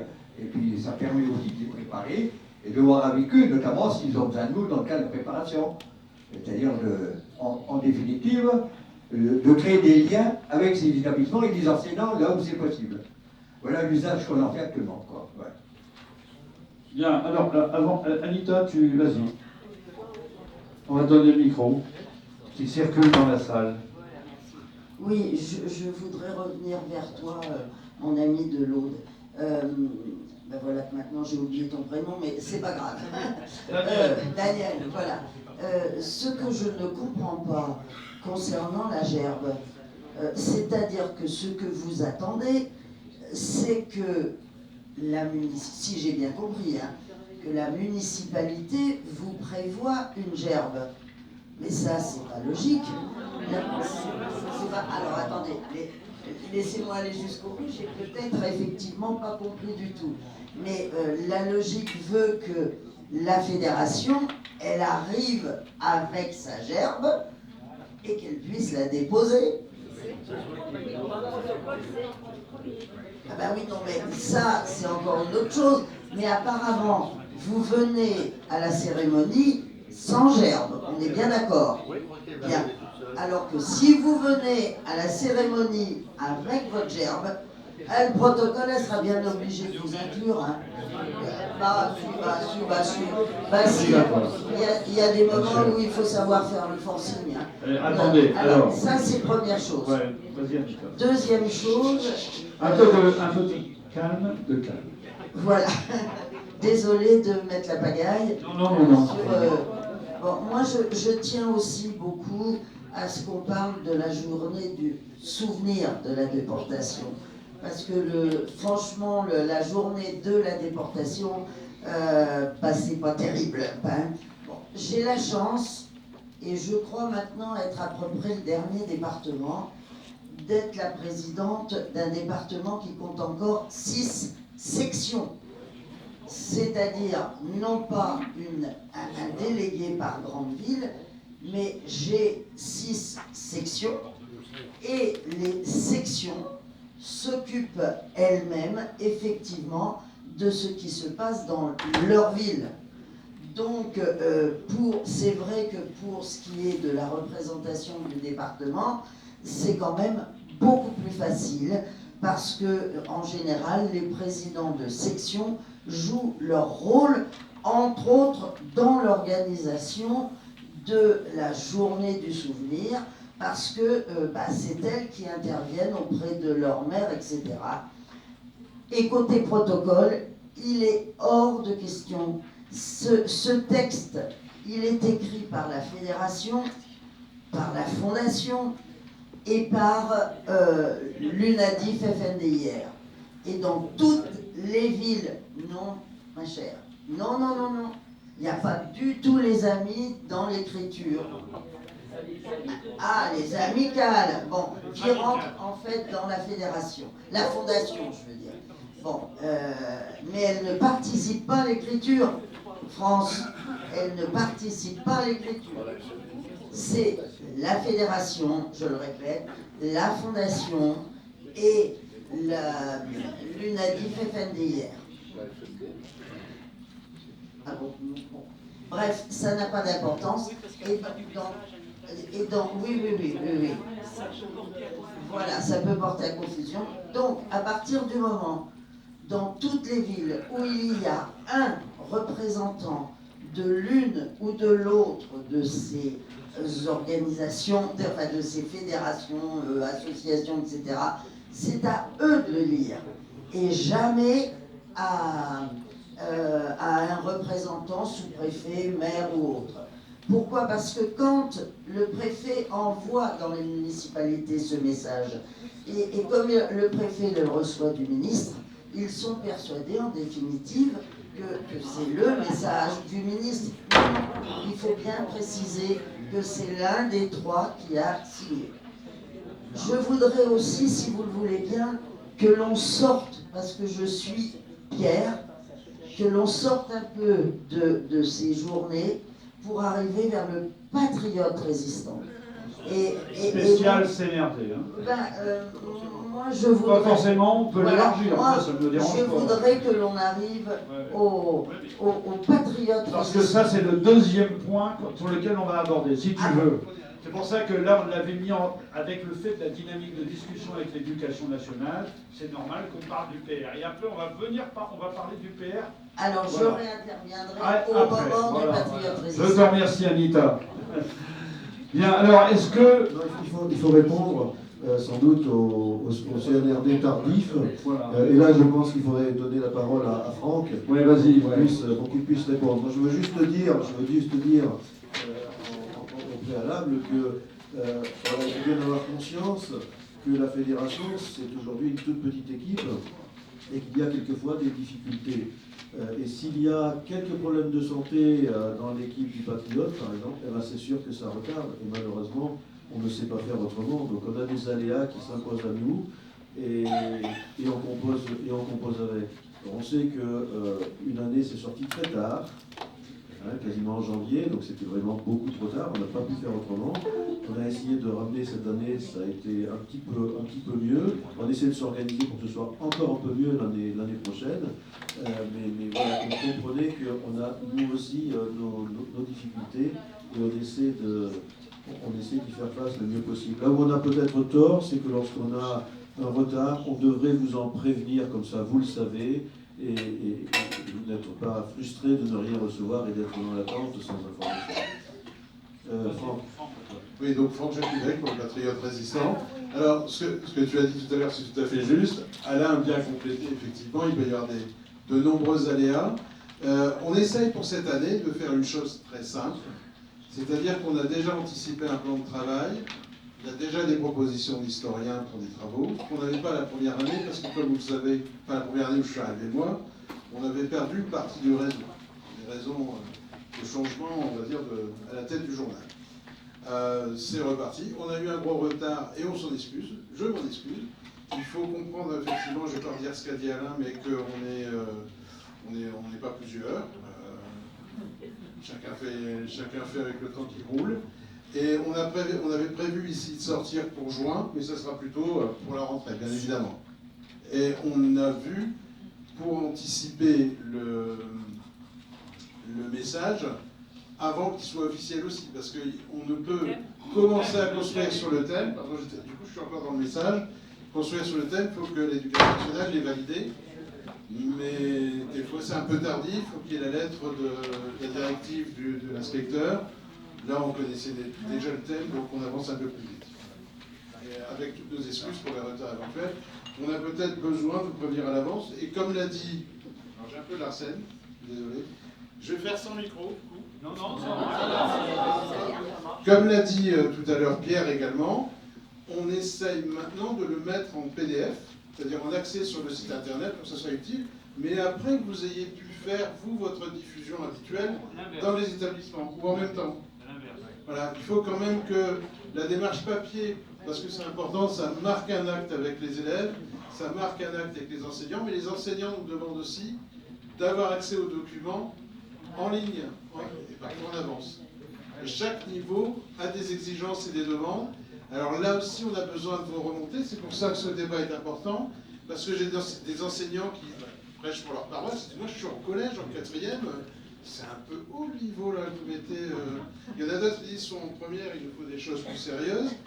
Et certains, dont on pense qu'ils sont assez clairvoyants, disent qu'il faudrait que les thématiques soient un peu moins larges, un peu moins du niveau d'une thèse, parce que les élèves n'ont pas le temps d'y réfléchir. Les enseignants travaillent souvent en dehors des cours avec des clubs de volontaires. Pour mener dans une classe avec les programmes chargés, c'est dur, notamment au lycée, parce que ça va très vite. Donc il y a des niveaux à donner. Nous, on essaie d'avoir un vocabulaire le plus simple possible. Il y a des spécialistes qui interviennent dans le journal, pas dans le spécial CNRD. Et puis on voit ça avec l'angle non pas d'historien, mais de la lecture adaptée pour les jeunes. Et on essaie de construire de plus en plus avec des éléments de modernité. Il y aura des jeux cette année pour accentuer un petit peu la participation. On a ajouté des QR codes l'année dernière, vous l'avez vu. Je pense que vous en êtes servi. Je pense que c'était utile, c'était une première étape. Et on va continuer comme ça, de faire évoluer petit à petit pour toucher un public plus large. Jusqu'à ce qu'on puisse les faire à partir de la montre connectée, mais là je plaisante. Voilà, j'arrête. Voilà. Bon, je voudrais pour ma part aborder quelques précisions. En fait, c'est avant le numérique. Pourquoi? Parce que vous l'avez dit tout à l'heure, tout se fait avant dans les collèges et les lycées. Et si on ne leur amène pas les éléments avant, le moment où on va venir avec le PR en journal, ils vont se dire, bon, bah, ça y est, c'est trop tard, voilà. Et si on amène le numérique après, c'est encore plus trop tard, quoi. Il faut. D'ailleurs, moi, je me suis un peu renseigné là-dessus. La Fondation de la Résistance, qui a fait aussi ce travail, eh bien, elle publie en numérique au mois de juin, et elle refait une plaquette au mois de... Ah ouais, elle a mis des sous autres que les nôtres, bien sûr, les moyens différents, et une plaquette après. Pourquoi? Parce que si déjà le terrain est préparé dans les têtes, vous arrivez avec vos plaquettes, ça va être naturel. Hein, donc voilà. Alors, comme l'a dit Alain, équipe restreinte, pas facile. Mais, comment je vais dire, Franck a précisé une chose, on a reconstitué un réseau avec des historiens. Hein, c'est pas simple non plus, parce qu'ils sont surbookés, on va dire comme ça. Voilà, bon. Et parfois, c'est pas facile pour eux de répondre à ce qu'on demande, mais on va y arriver parce que je pense que l'enjeu, même en numérique, ça devrait être avant la fin de l'année, parce que c'est à ce moment-là que dans les collèges et les lycées. Alors, et troisième remarque, ce que tu as dit, quand même, patriote résistant, on embrasse tout un ensemble de catégories d'élèves de 3e à la terminale. C'est pas la même chose. Hein. Quand on est enseignant, on sait qu'il y a des niveaux différents, et on sait très bien qu'il faut, dans le contenu, avoir une approche plus, je dirais, ludique, hein, avec les élèves de 3e, et que pour ce qui est des élèves de terminale, une approche un peu plus presque universitaire, avec des documents fondamentaux. Donc tout ça, c'est en train de se travailler, mais avec les moyens du bord qui est celui de la fédération aujourd'hui. Hein. Voilà. Ne rêvons pas. Voilà. Mais on y travaille. Alors, bon, est-ce que vous êtes d'accord que maintenant, on puisse passer à la deuxième partie? Et la deuxième partie, il me semble qu'on avait évoqué... alors, tu peux passer la page, celui-là C'est bon? C'est marqué outils de communication, vous avez vu, derrière? Non? Ça y est, c'est bon, là. Bon, outils de communication. Eh bien, justement, le premier thème, ben oui, c'est évident, et comment je vais dire, Anita avait raison, le patriote résistant, son enjeu, son usage, son utilité. Voilà, alors donc à vous de dire des choses. Et je propose qu'Anita, est-ce que tu attends qu'il y ait des réactions sur le contenu du journal ou avant? Tu peux parler tout de suite. Ah bon, bah vas-y, alors tant pis. Hein. Tant pis, hein, on fait avec. Hein, voilà. Bon, allez, vas-y, Anita. Merci. Fraternellement, hein, bien sûr. Hein. Aucun souci. Oui, vous savez que je vais beaucoup dans les départements et que c'est quelque chose qui m'est très cher. Si je vous connais presque tous, c'est parce que effectivement je vais chez vous. Mais ce qui me gêne énormément, vous savez que je viens toujours avec des patriotes résistants, des anciens, que je vous distribue.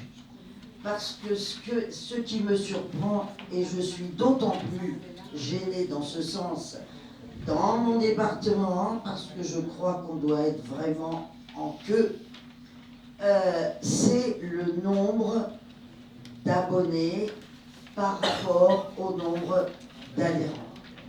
Il y a des départements où véritablement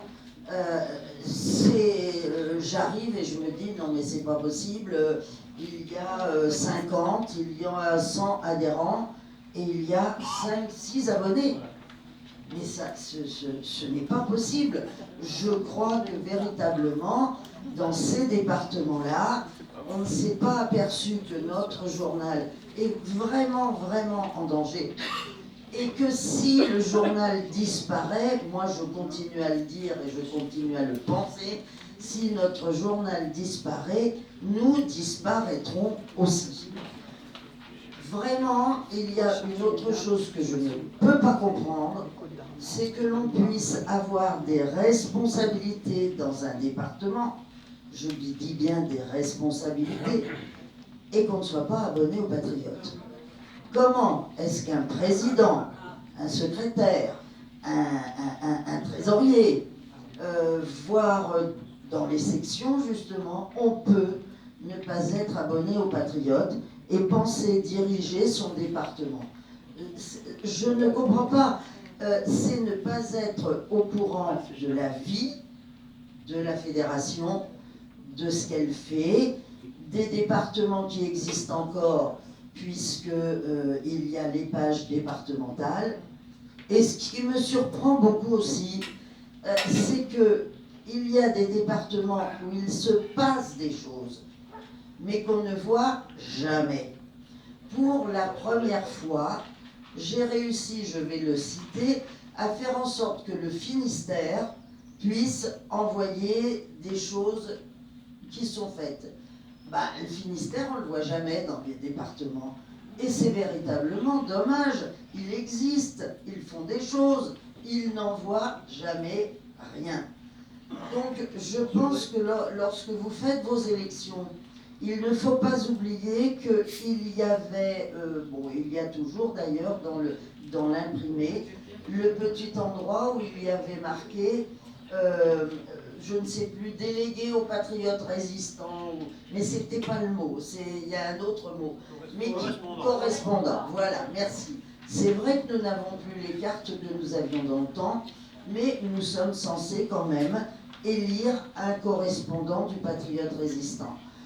Ce correspondant, il faut qu'il soit au courant de ce qui se passe dans les diverses communes qui n'envoient rien et qu'il puisse envoyer, lui, ce qui se passe dans les communes ou tout au moins dans son département. Franchement, c'est quelque chose qui me surprend. Alors, on arrive bien sûr au paiement. On arrive bien sûr au fait que pour certaines personnes, 71 €, c'est 71 €. Et je demande, oui, c'est pour tout le monde, mais c'est le... Mais, oui, c'est vrai, c'est la Saône-et-Loire. Excuse-moi, France, j'avais pas fait le rapprochement, tu vois. Je pense que là encore, quand il y a des demandes de fait directement à la fédération, on peut trouver un arrangement. L'important étant que l'abonnement se fasse. Alors, l'arrangement, je propose quelquefois que le département, la trésorerie départementale, avance ces 71 € et que l'adhérent, l'abonné, puisse lui faire par exemple 2 ou 3 chèques. Tout le monde y sera gagnant. Et ça peut être une solution. Payer en plusieurs fois. Pourquoi pas, à partir du moment où ça permet un abonnement. Si c'est quand j'ai entendu une fois qu'on n'y trouve pas d'intérêt, et là franchement, je pense que la personne, elle est à côté de la plaque.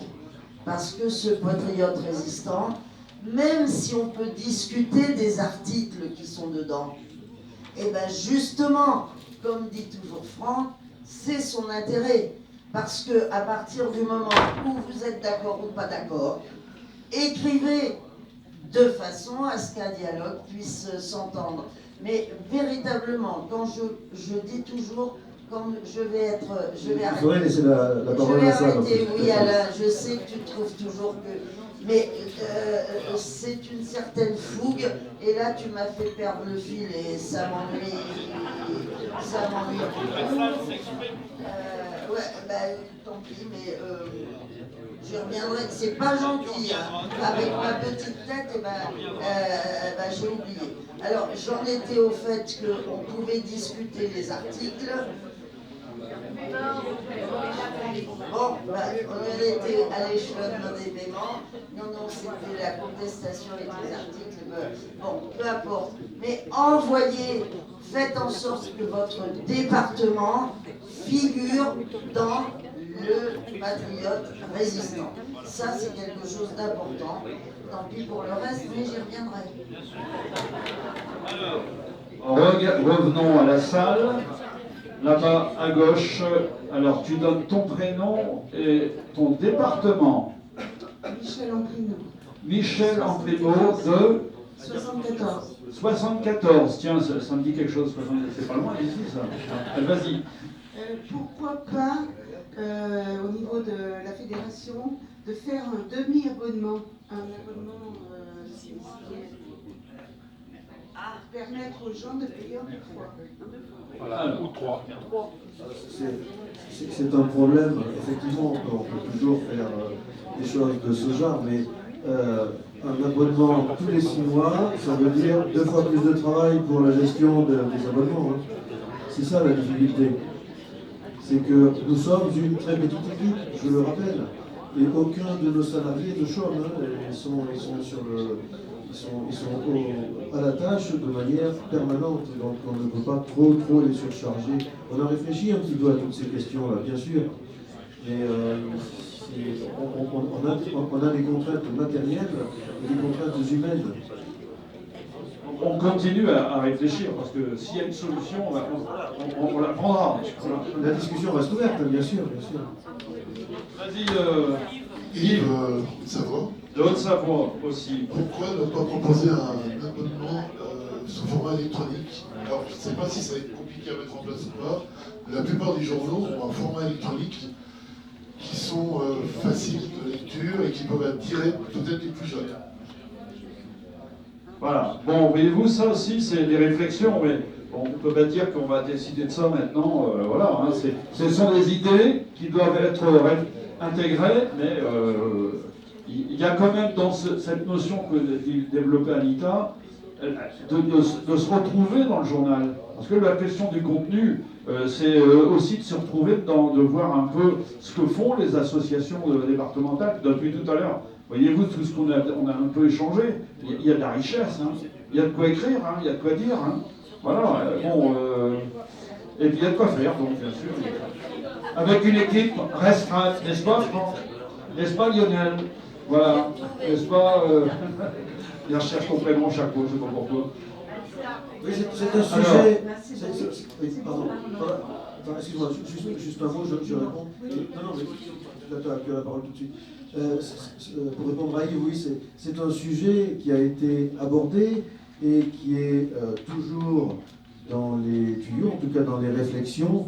C'est un sujet qui est évoqué depuis un certain temps, mais sur lequel on a plus particulièrement insisté lorsqu'on est passé sur le nouveau site, donc fndirp.org, mais qui est totalement à la charge de Pierre, et effectivement, là aussi, on bloque sur des possibilités de moyens humains, et Pierre, il ne peut pas se démultiplier à l'infini.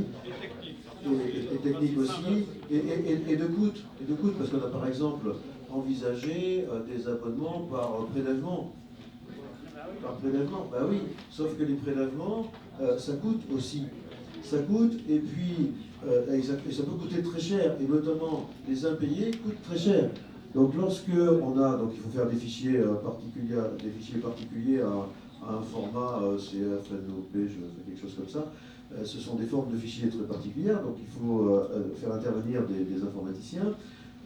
Et puis ensuite, nous on a une population et un lectorat qui vieillit, et donc on a des disparitions régulières, ce qui veut dire que lorsqu'on a un prélèvement, alors pour simplifier, disons qu'on paye sur 10 mois le Patriote, donc on va payer 7 € par mois. Et ben, si on a un impayé de 7 €, on va se retrouver avec des frais peut-être de 20 €. Donc voilà, il faut réfléchir à tout ça, quoi. Quels sont les coûts induits par les choix que l'on peut faire.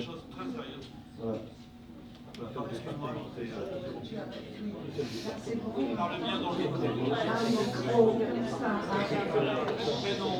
Marcel de 06. Je disais justement pour les abonnements, est-ce que si on envoie 2 chèques, est-ce que ça serait trop de travail pour vous, pour la comptabilité? Parce que là, c'est bien 2 chèques, c'est moins que 71. Voilà. Et oui. Oui, mais en fait, c'est pour ça, et pour simplifier, c'est pour ça qu'on demande à ce que ça puisse se gérer au niveau du département pour nous alléger. Voilà. Et ça, je pense que c'est possible. Ça a été fait dans 2 ou 3 départements déjà. Donc, je me souviens quand on a lancé le premier, j'ai bien le département en tête. Et effectivement, on a réussi. Vas-y, d'abord, et puis après je te donne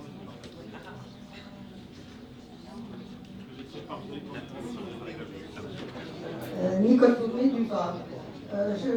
Pensez-vous que un peu de calme, s'il vous plaît, merci. S'il vous plaît, si on écoute attentivement. Pensez-vous qu'on ne pourrait pas donner aux gens la possibilité, s'ils le désirent, d'un prélèvement mensuel, automatique, par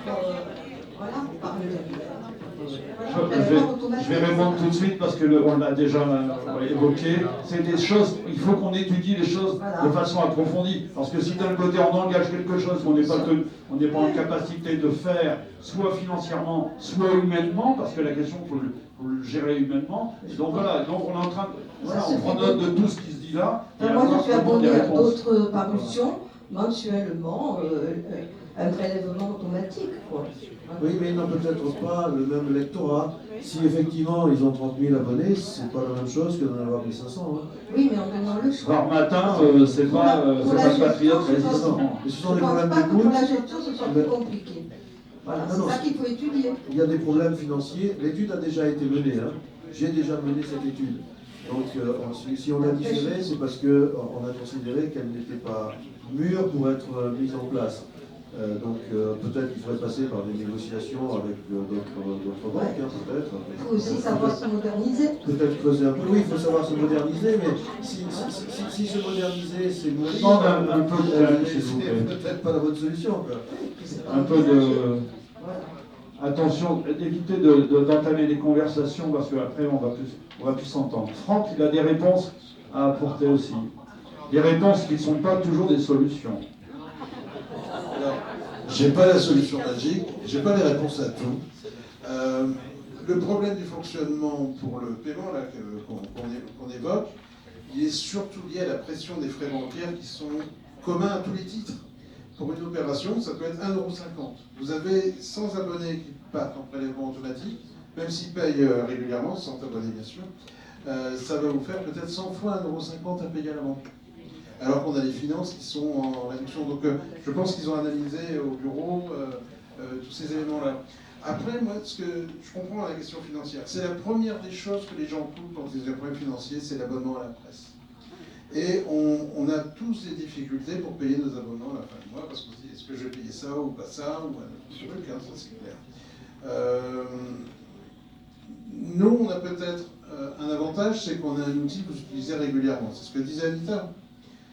Pourquoi on ne l'utilise pas? Et c'est ce qu'on voudrait avoir dans ce débat-là, savoir quels sont vos besoins, qu'est-ce qui manque, qu'est-ce que vous voyez de bien, de mal, il faut le dire.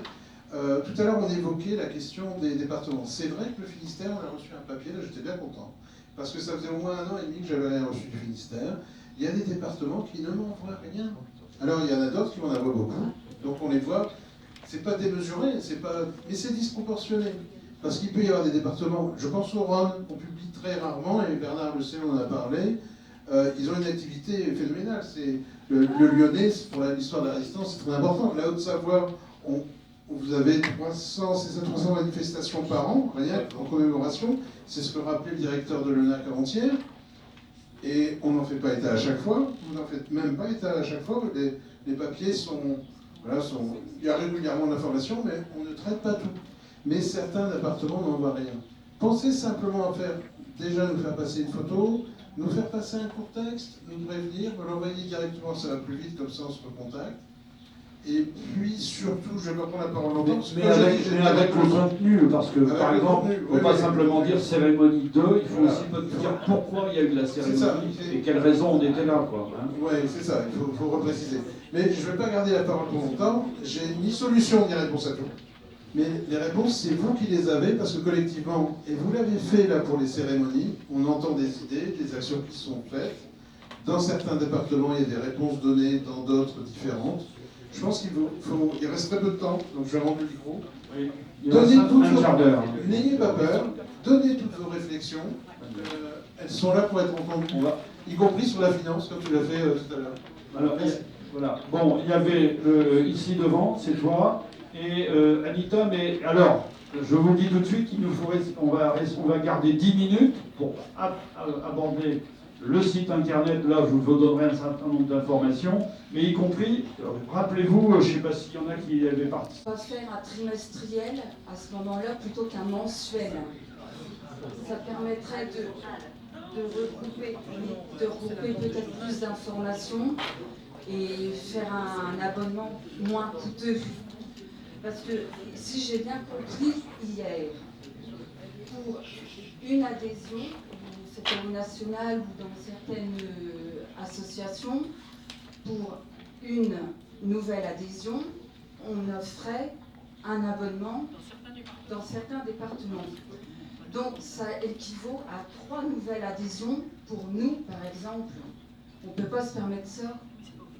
Non, c'est pas obligatoire. Mais je veux dire, c'est aussi proportionnel au nombre d'adhérents déjà existants dans les associations.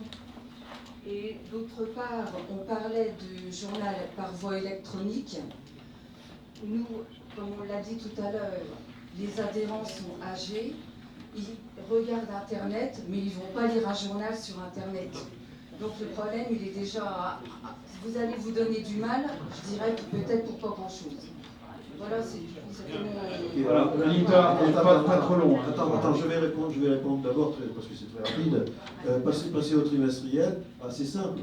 C'est un problème de coût, à nouveau, c'est un problème d'équilibre financier, parce que passer au trimestriel, ça sous-entend dans nos esprits qu'on diminue l'abonnement. Or, pour écrire un journal, que ce soit un journal de 30 pages tous les mois ou de 100 pages tous les trimestres, on a besoin de la même équipe, rédacteur en chef, maquettiste, et voilà. Et donc c'est ce problème financier. On a réfléchi à tout ça aussi. C'est une question d'équilibre. Qui nous ont déjà été posées, on a réfléchi. Voilà, c'est une question d'équilibre économique, hein. Donc on ne peut pas basculer. Et le motif de l'âge de notre lectorat que tu évoques, effectivement, on est en plein dans le sujet aussi, là. Bien sûr, bien sûr. Vas-y, Anita. Oui, bon, petit à petit, j'en enlève parce que vous dites ce que j'avais prévu, donc j'en ai enlevé. Je voudrais simplement revenir sur le fait que en 2013, lorsque nous avons repris la fédération, nous avions à peu près 6 000 adhérents. Et on disait que 6 000 abonnés, pardon, excusez-moi.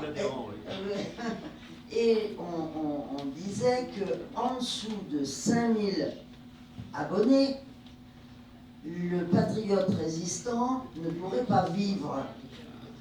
Vous vous rendez compte que petit à petit, ça a tellement baissé que nous en sommes actuellement à 1500 environ.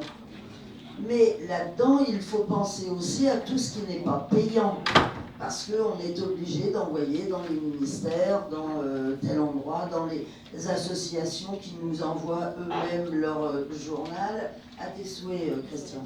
Mais cela veut dire aussi que petit à petit, tout descend, alors que les frais restent les mêmes. Nous avons 2 salariés et demi qui travaillent pour le patriote résistant. Alors, adhérents âgés, Alain l'a dit, ça je l'entends aussi, non pas pour le patriote, mais pour ah oui, nous on ne peut pas faire tel truc parce que nos adhérents sont âgés. Mais c'est pareil dans tous les départements, même dans les départements qui travaillent. Et je redis aussi que dans les sections où simplement un individuel, s'il fait quelque chose, qu'il envoie aux patriotes résistants. Franck fera le tri de ce qu'il peut faire ou pas faire, mais on n'a pas besoin non plus de ne s'occuper que du délégué qui est censé envoyer aux patriotes.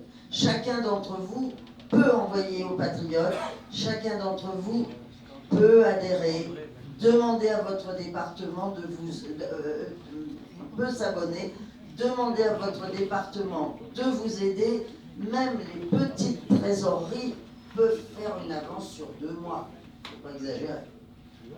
Bien, merci Anita. Oui, vas-y, Alain. Juste pour répondre aussi, pour poursuivre encore on va passer au sujet. Attends, écoute. Attends. Vas-y. Pour poursuivre sur ce problème financier et le clore, prenez bien en compte que malgré le prix d'abonnement qui a été porté à 71 €, et on s'est beaucoup questionné là-dessus avant de le faire, hein, ça nous a arraché le cœur parce qu'on sait bien les problèmes que ça pose dans notre lectorat, mais ce prix-là ne permet pas de couvrir le coût. Le patriote résistant, on vous a distribué, je pense, les comptes par destination. Le patriote résistant, c'est selon les années entre 30 et 50 000 € de déficit que la FNDRP vient couvrir. Voilà, ça c'est important de savoir. Bon, écoutez, maintenant je pense, puisque nous n'avons plus que 10 minutes, il y a encore deux sujets. Il y a le site internet. Alors, bon, comme moi je suis un peu branché là-dessus depuis un certain temps, il y a... Comment ? Ah, il n'est pas à jour. Bon, bah écoute, il va falloir qu'il retourne, parce qu'à mon avis, il l'est même bien d'ailleurs. Bon, alors, cela étant, et c'est moi qui le fais, donc je sais qu'il est à jour, mais bon, c'est pas grave. Alors, deuxième chose. Première chose, d'abord.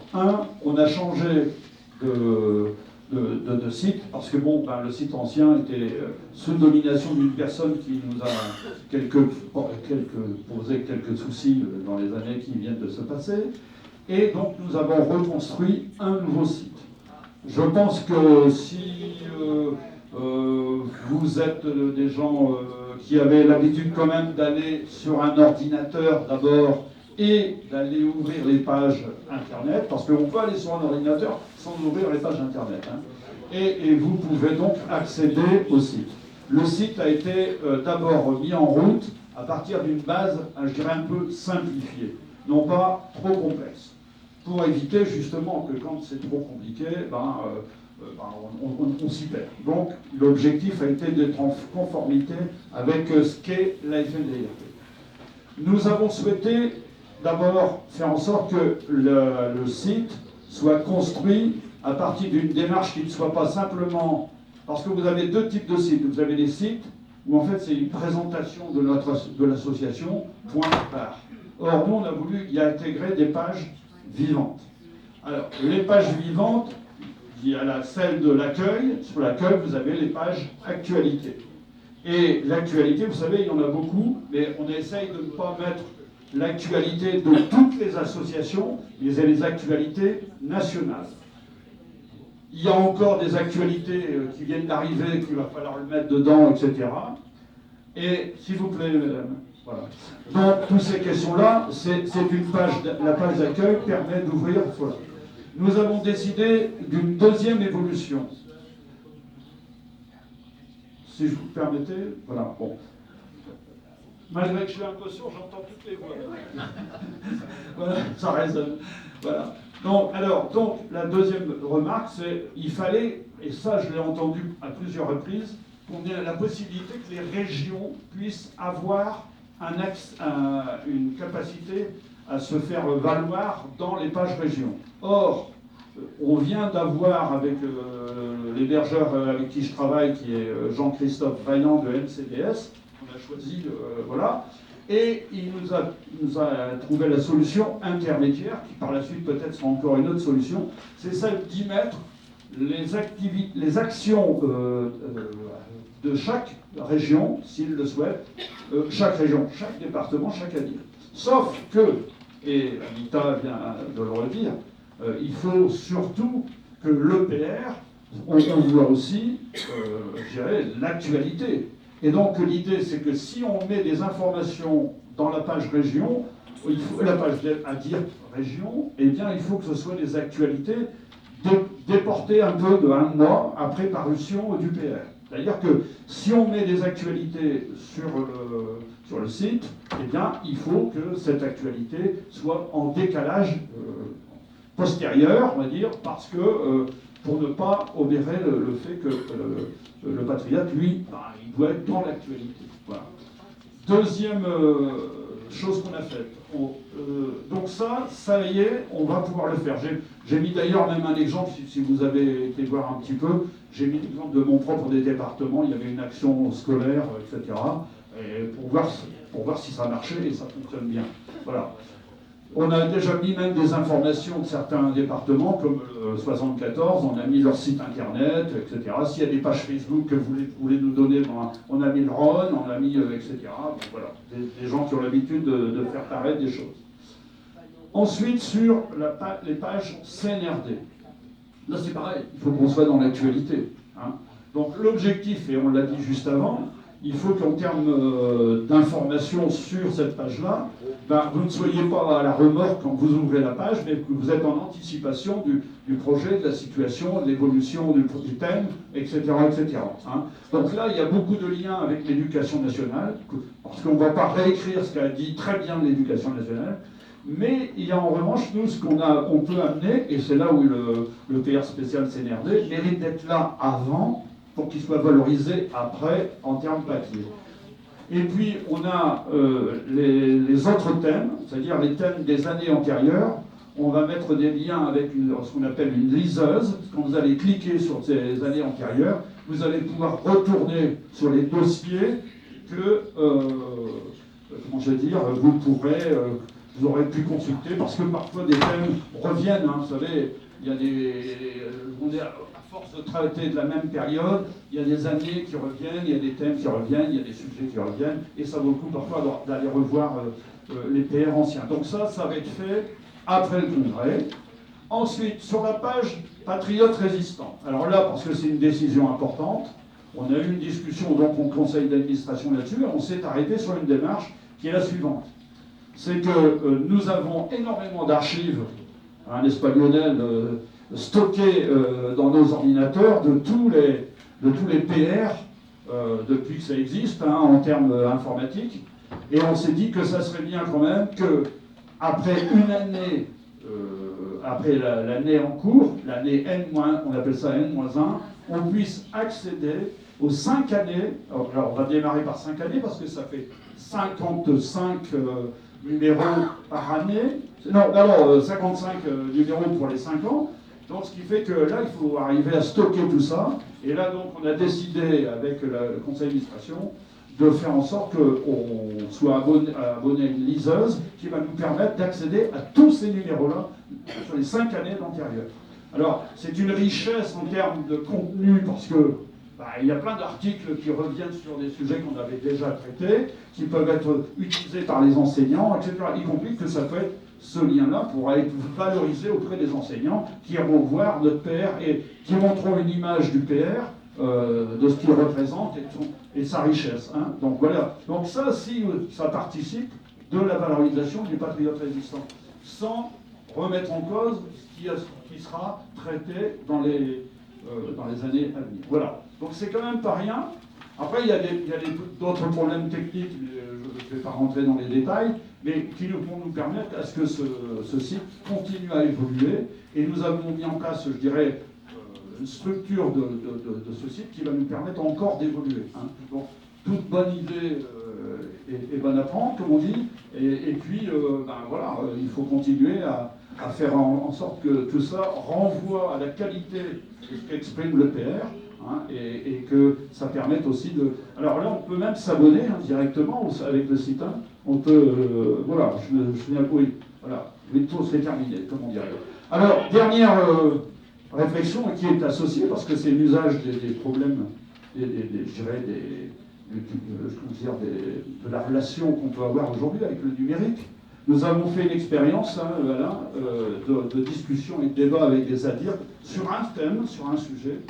À l'époque, c'était donc la charte des porte-drapeaux. Hein, et on a eu un excellent échange et une excellente expérience. Et donc, on se disait que ça vaudrait quand même le coup qu'on continue dans ces visioconférences et qu'on arrive à élargir ceux qui participeront à ces visios. Voilà.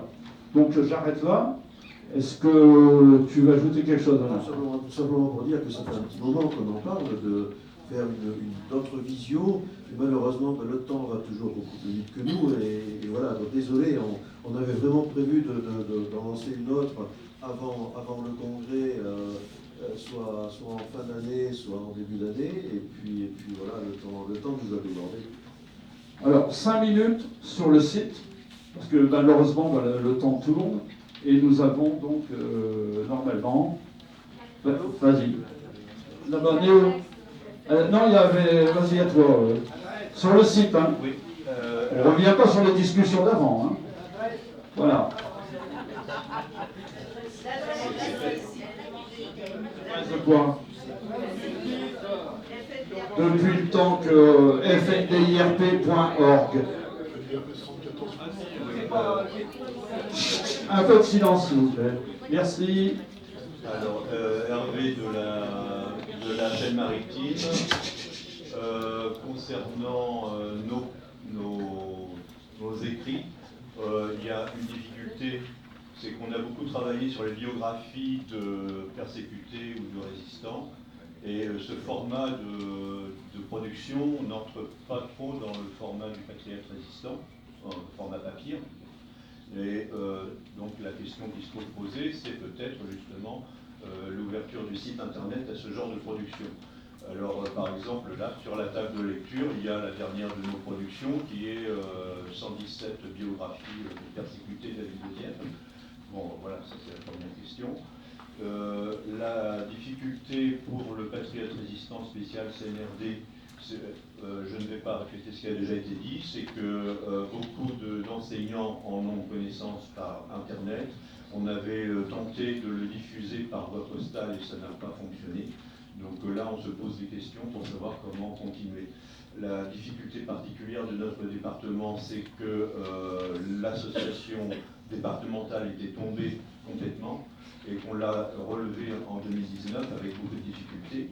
Et en fait, les militants mémoriels sont éparpillés sur plusieurs associations. Alors le point favorable, c'est que ça nous a incité à faire beaucoup de partenariats. Et notamment, je voudrais quand même parler rapidement de ça, un partenariat avec l'Université de Caen et le Mémorial, et avec Arnaud Bouligny, chercheur au service historique de la défense nationale à Caen, pour participer au dictionnaire des victimes normandes du nazisme, qui est un site énorme, puisqu'il y a 5500 entrées sur ce site. Enfin, ce que je souhaiterais, c'est que d'une part, il y ait un petit flyer de présentation pour l'exposition. Actuellement, l'exposition de la FNDRP est présentée dans un collège à Eux, le collège Louis-Philippe. Ce serait bien qu'on ait un petit flyer pour la présenter aux élèves et aux enseignants. Et enfin, je reviens, je ne sais pas si c'est le sujet, mais il y a quand même, à mon sens, un besoin de formation des militants pour un certain nombre de sujets que j'ai abordés hier, que je ne répète pas. Voilà, au revoir. Merci. Je vais essayer de faire bref. Bonjour, Cécile des Hauts-de-Seine, 92. Moi, ma question, c'est donc le site effectivement est beaucoup plus moderne et responsive et correspond au nouveau code du site internet, en fait, qu'on puisse consulter sur mobile. De tout ce dont on parle tout à l'heure depuis ce matin, moi dans ma vie, je travaille dans la communication et je connais bien les cibles jeunes. Les jeunes ne lisent plus, tout simplement, la presse et encore moins des journaux. Et moi, je pose la question du format vidéo pour le site internet. Ça peut aussi, à chaque lancement de nouveaux numéros du Patriote Résistant, qu'il y ait une courte vidéo de 1 minute 30 qui puisse présenter c'est quoi les grands thèmes du nouveau numéro, etc., qui peut me donner un peu, susciter l'intérêt d'aller cliquer ensuite sur le PDF. Et je pose une deuxième question qui est la question des réseaux sociaux. Les jeunes ne sont que sur Instagram et TikTok, donc c'est du format vidéo, c'est court, ça s'appelle du stack content, et qui puisse après renvoyer sur le site internet. Il y a une page FNDRP qui existe sur Instagram, elle a des abonnés, mais c'est pas animé. Voilà, en tout cas, oui, la question de la formation se posera par rapport à tout ça, mais c'est gratuit. La production vidéo, même amateur, c'est du temps, mais c'est pas de l'argent. C'est exactement. Et je reviendrai par rapport à ce qui a été dit avant, moi, à mon tout petit niveau, sur mon Instagram et mon TikTok, quand je dis cette semaine, ce week-end, je vais participer à telle commémoration, et bien à chaque fois, j'ai 2 à 3 jeunes qui viennent me voir en disant c'est parce que j'ai vu votre vidéo que je suis là ce matin. Donc ça peut être aussi très gagnant. Très très bien, très intéressant. Eh bien voilà des compétences dont nous avons besoin. Merci Cécile. Mais excuse, mais c'est très important, et d'ailleurs c'est un peu l'idée, parce que si la demoiselle qui est là-bas derrière vous est là, c'est parce que justement cette idée-là, elle nous trotte dans la tête depuis un certain temps et qu'il faut y passer. Mais pensez que ça sera ça qui réglera tout, parce que la preuve, on a nos âges, nos différences de situation, etc., ou de formation, parce que y compris la formation, c'est que ça va pas être simple, il faut prendre du temps, mais il faut s'y tenir. J'ai oublié une petite chose dans le site internet, je ne sais pas si vous avez sur la page d'accueil, il y a un endroit, c'est chant et art en déportation. Donc là, c'était un travail important, parce que bon, il a fallu prendre du temps, mais moi, donc on a envisagé, y compris maintenant, une page qui va être témoignage. Et dans les témoignages, l'idée c'est de faire revenir en vidéo les témoignages de ceux qui sont partis, et il y en a quelques-uns. Il y a des témoignages de ceux qui veulent qu'aujourd'hui parler en termes en légitimement de ce qu'ils ont entendu de leurs aïeuls, et ils ont envie que ça soit valorisé. Donc des témoignages des gens d'aujourd'hui, on va dire. Et puis il y a le témoignage des jeunes. Et le témoignage des jeunes, non pas, bien sûr, dans un langage qui sera le nôtre peut-être, mais qui au moins pourront dire un certain nombre de choses qui seront de leur temps. C'est-à-dire retrouver quelque part des gens qui, tout simplement, à qui on va demander mais pourquoi vous vous êtes engagé à la FNDIRP? À quoi ça sert, hein? Est-ce que c'est vraiment utile? Tu vois, bon voilà, donc on bouscule un peu les choses, et on sait nous que c'est très utile, parce que si on ne faisait pas ce boulot-là, il y aurait des espaces vides, et on aurait déjà oublié notre histoire. Hein. Voilà.